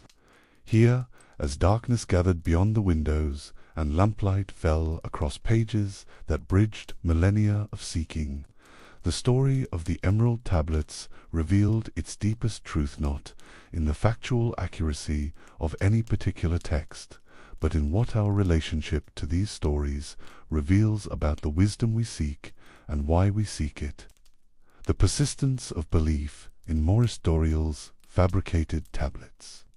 Despite decades of scholarly debunking and the complete absence of supporting evidence, points to something far more profound than gullibility or wishful thinking. It reveals a fundamental human need that authentic wisdom traditions have always recognized and attempted to address: the hunger for meaning that can transform not just individual understanding, but the very quality of existence itself. The fact that millions of sincere seekers have found genuine value in fabricated ancient wisdom tells us something important about both the limitations of purely academic approaches to truth and the dangerous seductions of spiritual shortcuts. Carl Jung's pioneering work in analytical psychology provided frameworks for understanding why archetypal narratives like the story of Thoth, the Atlantean priest's king, continue to exert powerful influence regardless of their historical authenticity. According to Jung's analysis, such figures function as symbols of the self, the integrated personality that represents the goal of psychological development and spiritual maturation. The specific details of their supposed biographies matter less than their capacity to embody universal patterns of transformation that resonate with the unconscious structures of human experience. The Atlantean civilization described in Doreal's tablets serves similar archetypal functions, representing not an actual historical society but an idealized image of what human culture might become. When technology is guided by wisdom and material progress serves spiritual development. This vision speaks to contemporary anxieties about the relationship between scientific advancement and moral evolution, offering hope that current problems might be resolved through the kind of integration that Atlantis supposedly achieved before its destruction. Yet the appeal of such archetypal narratives can become problematic when they are mistaken for literal historical truth rather than understood as symbolic representations of psychological and spiritual possibilities. Jung himself warned against the literalization of archetypal content, recognizing that mythological thinking could become pathological when it lost connection to ordinary reality and practical responsibility. The challenge for contemporary spiritual seekers is to engage with powerful symbolic narratives without being seduced by claims that cannot withstand factual scrutiny. The authentic Emerald Tablet, in its brief and cryptic medieval form, offers a different approach to wisdom that avoids some of the pitfalls that characterize modern fabrications. Its mysterious statements about the one thing from which all multiplicity emerges invite contemplation rather than providing finished answers. Its principle of correspondence between above and below suggests relationships that must be discovered through personal investigation, rather than accepted on authority. Its alchemical symbolism points toward processes of transformation that require practical work rather than mere theoretical understanding. This authentic tradition demonstrates that genuine wisdom literature functions not as a source of complete information, but as a catalyst for the reader's own process of discovery and development. The medieval alchemists who worked with the tablet understood that its secrets could not be extracted through casual reading, but required the same kind of patient, methodical investigation that characterized their laboratory work. The text served as a guide to asking better questions rather than a repository of final answers. The difference between these approaches reflects deeper questions about the nature of wisdom itself and how it can be most effectively transmitted across cultures and historical periods. Modern educational systems, with their emphasis on information transfer and systematic presentation, create expectations that spiritual teachings should function like academic textbooks, providing comprehensive explanations that can be mastered through diligent study, yet authentic wisdom traditions have typically worked through different principles, recognizing that the most important insights cannot be simply conveyed, but must be discovered through direct experience. The commercialization of spirituality that characterized much of 20th century alternative religion created additional pressures toward the kind of comprehensiveness that Doreal's tablets exemplified. Publishers and teachers discovered that books promising complete systems and definitive answers sold better than works that preserved mystery and required extended engagement. Market forces thus encouraged the production of spiritual fast food rather than the slower nourishment that authentic wisdom traditions had always provided. The democratic ethos that shaped American approaches to religion and spirituality created related problems by encouraging the belief that ancient wisdom should be immediately accessible to anyone, regardless of preparation or commitment. Traditional mystery schools had required years of preliminary training before students were considered ready for advanced teachings. Recognizing that premature exposure to powerful ideas could be counterproductive or even dangerous, modern spiritual movements often abandoned such safeguards in favor of open access that could appeal to broader audiences. These cultural factors help explain why Doreal's detailed and systematic presentation of ancient wisdom proved more appealing to many seekers than the authentic but challenging approach represented by the medieval Emerald Tablet. These tablets offered the satisfaction of complete understanding without requiring the kind of personal transformation that genuine spiritual development demands.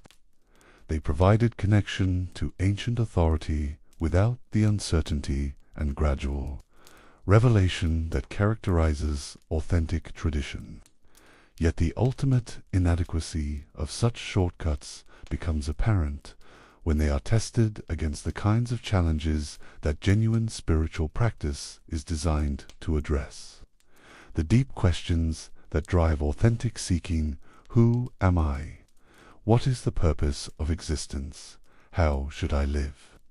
Cannot be answered through information alone, but require fundamental changes in consciousness and character that emerge only through sustained engagement with transformative practices and principles.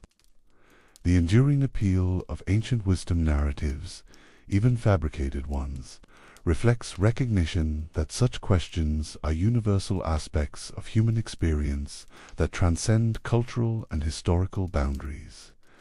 The fact that modern people continue to seek guidance from supposedly ancient sources suggests both the limitations of contemporary approaches to meaning and purpose, and the intuitive understanding that some forms of knowledge require long periods of testing and refinement to prove their value. The story of how the brief medieval Emerald Tablet became confused with Doreal's elaborate modern mythology illustrates broader patterns in the transmission and transformation of wisdom traditions. Each generation of seekers encounters inherited teachings through the lens of its own needs, assumptions, and cultural context. This process inevitably involves both preservation and alteration, both faithful transmission and creative reinterpretation. The challenge is to distinguish between alterations that genuinely serve the tradition's essential purposes and changes that, however well-intentioned, ultimately undermine its transformative capacity. Authentic development of traditional teachings requires deep understanding of their original contexts and functions, combined with sensitivity to the different conditions that contemporary practitioners face. Such development cannot be accomplished through wholesale fabrication, but requires the kind of careful scholarship and practical experience that few modern spiritual entrepreneurs possess. The academic study of esotericism that emerged during the late 20th century created new possibilities for approaching these questions with greater sophistication and nuance.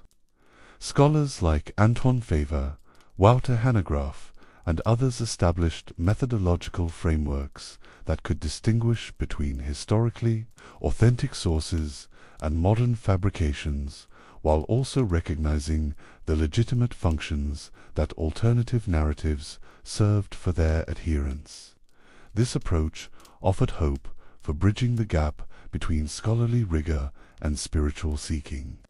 Yet such academic work remained largely confined to university settings, with limited impact on the broader public that continued to encounter wisdom traditions primarily through popular books, workshops, and online resources. The institutional barriers between academic scholarship and spiritual practice meant that most seekers lacked access to the kind of careful historical analysis that could help them evaluate competing claims about ancient wisdom. The Internet age created new opportunities for both the dissemination of accurate information and the proliferation of unfounded speculation. Digital libraries made authentic historical sources more widely available than ever before, while also providing platforms for elaborate conspiracy theories and alternative histories that competed for attention. With scholarly research, the democratic character of online publishing meant that all perspectives could present themselves with equal apparent authority, regardless of their factual credibility. This information environment required new forms of literacy that most educational systems were slow to develop. Learning to distinguish between reliable and unreliable sources, to recognize the markers of authentic scholarship, and to evaluate historical claims according to appropriate standards of evidence, became essential skills for anyone seeking to understand the complex relationship between ancient wisdom and contemporary spirituality. The psychological functions that stories like the Emerald Tablets tradition serve help explain why factual debunking alone rarely changes deeply held beliefs. For many practitioners, these narratives provide frameworks for understanding personal experience, community identity, and cosmic purpose that seem more meaningful and comprehensive than the alternatives offered by conventional religion or secular culture. Criticism that focuses only on historical inaccuracies without addressing these deeper needs is unlikely to be persuasive. More effective approaches require recognizing the legitimate aspirations that draw people to ancient wisdom traditions, while providing better methods for pursuing those aspirations. This might involve developing educational programs that teach the skills needed for authentic engagement with traditional sources, creating community contexts that support serious spiritual practice, or finding ways to make genuine scholarship more accessible and relevant to contemporary seekers. The beauty of the authentic search for wisdom lies not in the achievement of final answers, but in the quality of engagement that such seeking requires and develops. The medieval alchemists who worked with the original Emerald Tablet, the Renaissance philosophers who integrated Hermetic principles with Christian theology, the modern scholars who labor to preserve and interpret historical sources all participate in a continuous tradition of careful investigation guided by respect for both truth and mystery.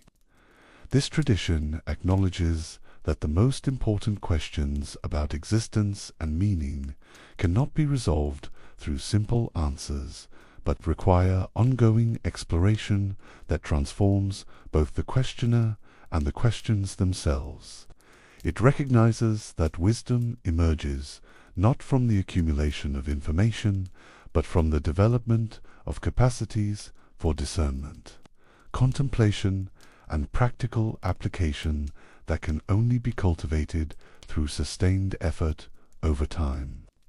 The story of the Emerald Tablets, in both its authentic medieval form and its modern mythological elaboration, thus serves as a mirror reflecting our own approaches to seeking and knowing. It reveals both the genuine hunger for transformation that motivates spiritual inquiry and the various shortcuts, substitutes, and deceptions that can divert such inquiry from its authentic goals. Understanding this story requires not just historical analysis, but honest self-examination of our own motivations, assumptions, and methods. As evening deepens outside the study window and the lamplight creates pools of warmth in the gathering darkness, the eternal questions remain as compelling as ever. The wisdom we seek may be closer than ancient Atlantis, and older than medieval manuscripts present in the quality of attention we bring to each moment, the honesty with which we examine our own experience, and the patience with which we engage the slow work of understanding. The tablets, whether carved in emerald or printed on paper, matter less than the seeking they inspire and the transformation they might, if approached with proper preparation and authentic commitment, actually facilitate. Sleep well. There are more stories to come. Dawn breaks slowly over the library where our investigation began, casting the same gentle light that has illuminated countless seekers across the centuries as they bent over ancient texts and modern translations, searching for wisdom that might transform both understanding and life itself. The books remain open before medieval Latin manuscripts beside 20th century American publications. Scholarly commentaries next to devotional interpretations, in their quiet presence we find not simple answers but deeper appreciation for the complex beauty of how human beings create, preserve, and transform the stories that give meaning to existence.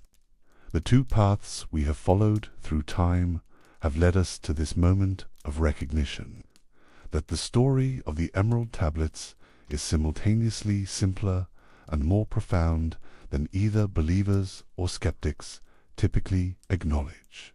It is simpler because the historical facts, once carefully examined, reveal clear distinctions between authentic medieval sources and modern fabrications, between scholarly transmission and creative invention, between the patient work of traditional wisdom and the dramatic claims of contemporary myth.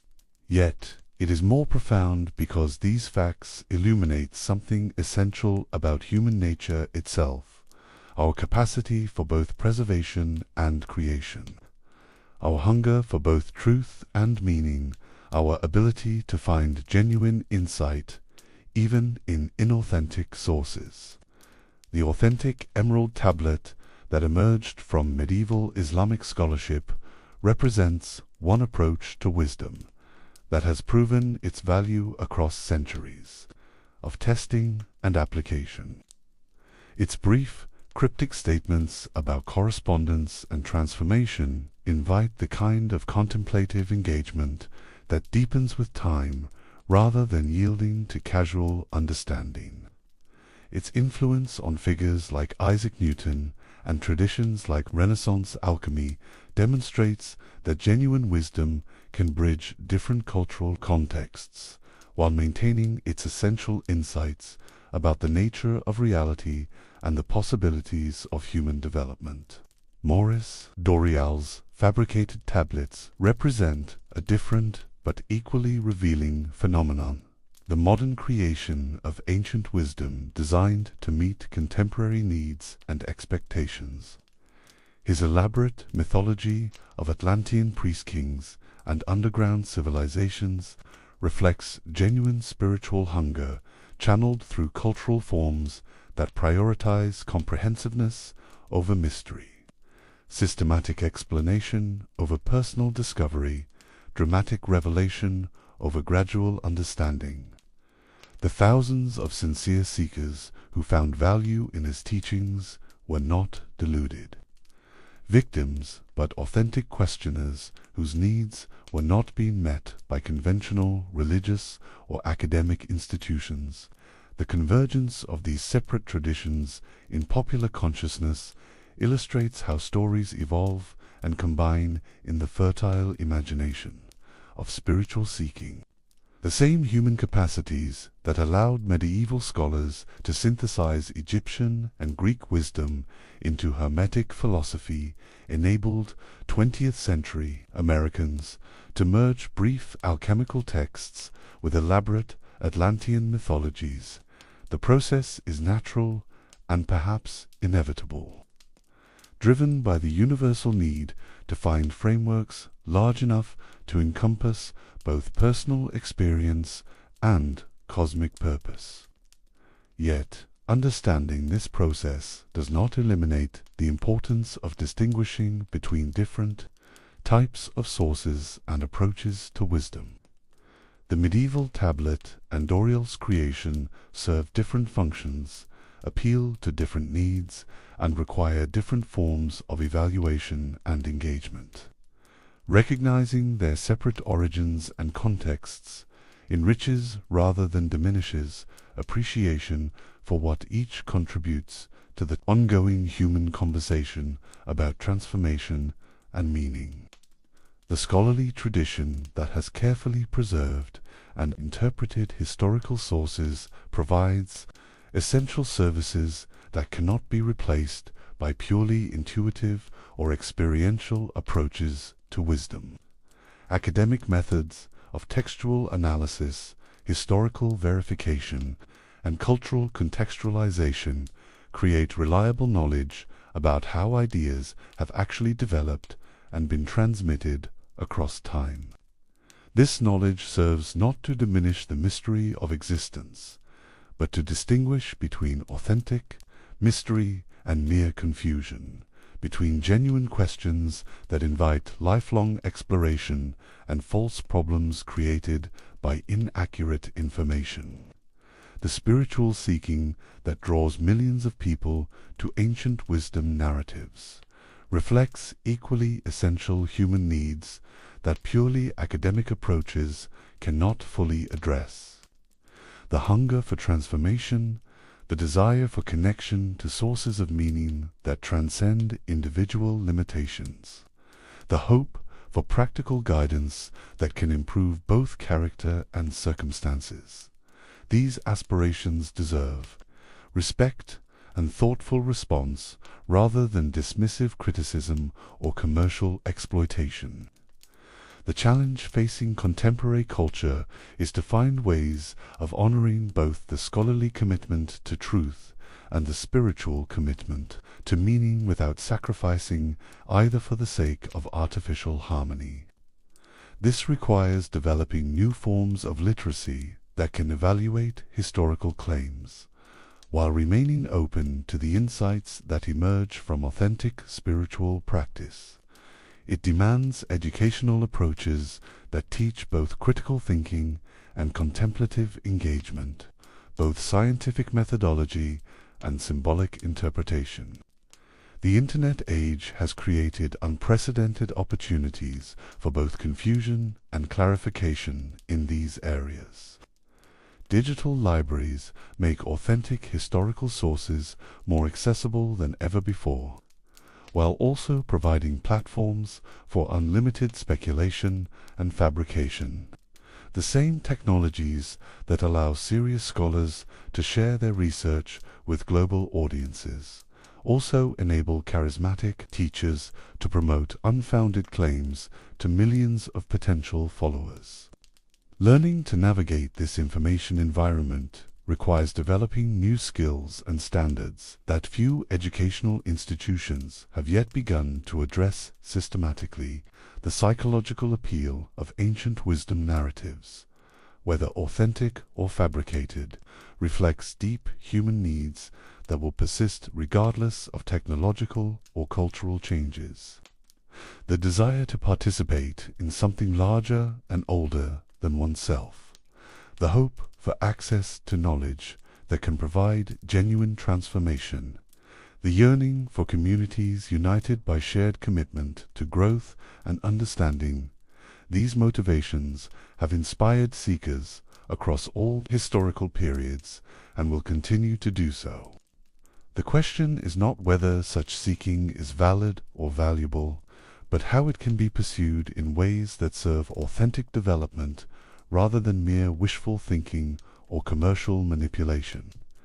This requires understanding the differences between wisdom traditions that have proven their worth through centuries of application and contemporary inventions that, however well-intentioned, lack such testing and verification. The authentic Emerald Tablet, with its patient invitation to contemplative exploration, offers one model of how wisdom can be preserved and transmitted across cultural and temporal boundaries. Its influence on serious practitioners from medieval Baghdad to Renaissance Europe to modern laboratories demonstrates that genuine insights about the nature of reality and consciousness can maintain their relevance while adapting to changing circumstances and methodological approaches.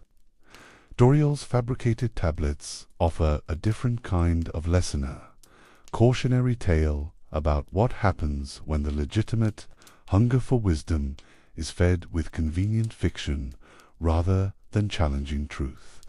Yet even this negative example serves positive functions by helping us recognize the differences between authentic and inauthentic approaches to ancient wisdom, between sources that invite our own development and those that substitute dramatic claims for genuine transformation. The story we have traced through these chapters is ultimately about discernment, the capacity to distinguish between different qualities of teaching, different approaches to truth, different ways of relating to the mystery of existence itself. Such discernment cannot be reduced to simple rules or formulas, but requires the development of judgment that comes only through sustained engagement with both authentic sources and personal practice. The twilight hours when this investigation began have given way to the clear light of understanding. Yet this understanding reveals not the end of seeking, but its true beginning.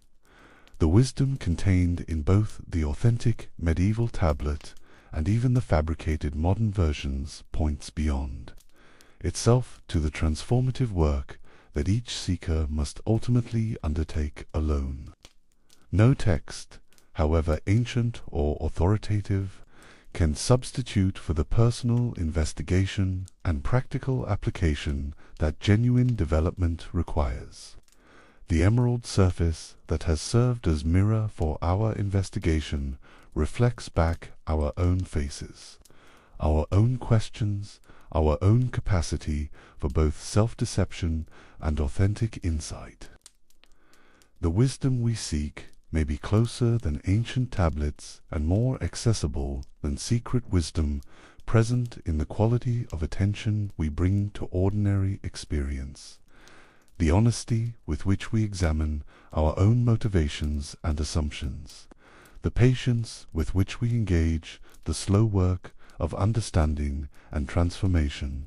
The books that surround us in this concluding moment represent not final authorities, but fellow travelers in the eternal human journey toward greater truth, meaning, and authentic fulfillment. Some are more reliable guides than others. Some have been tested more thoroughly across time. Some offer more challenging and ultimately more rewarding paths of development.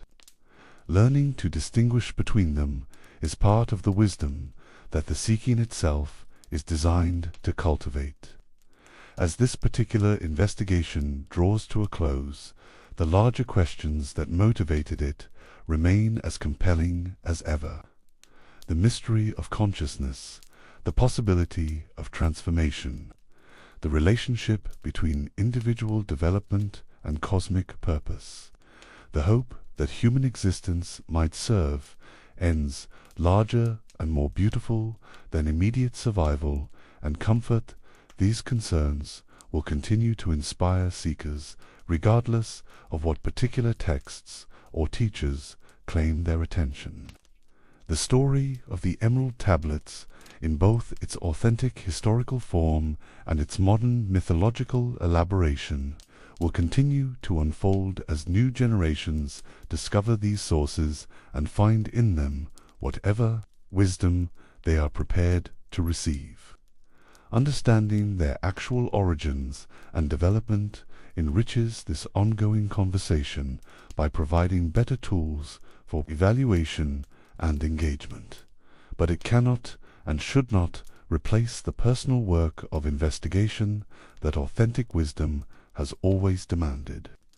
The dawn light that now fills the library speaks of new beginnings rather than final conclusions. Somewhere, at this very moment, a seeker is encountering the Emerald Tablet for the first time, perhaps in its brief medieval Latin, perhaps in Doreal's elaborate English, perhaps in some new form that has not yet been imagined. The quality of that encounter will depend not just on which version they find, but on what they bring to it, what preparation, what sincerity, what willingness to be changed by whatever authentic wisdom it might contain. The emerald mirror that has reflected our own seeking throughout this investigation continues to gleam with the same mysterious light that has attracted centuries of questioners. Its surface holds not final answers, but permanent questions. Not completed understanding, but ongoing invitation to the kind of exploration that transforms both seeker and sought. In its depths we glimpse not ancient Atlantis or medieval laboratories, but the timeless human capacity for wonder, investigation, and the slow emergence of wisdom that comes to those who seek not just for themselves, but for the benefit of all who share this strange and beautiful journey of existence. The investigation ends, but the seeking continues. There are, indeed, more stories to come.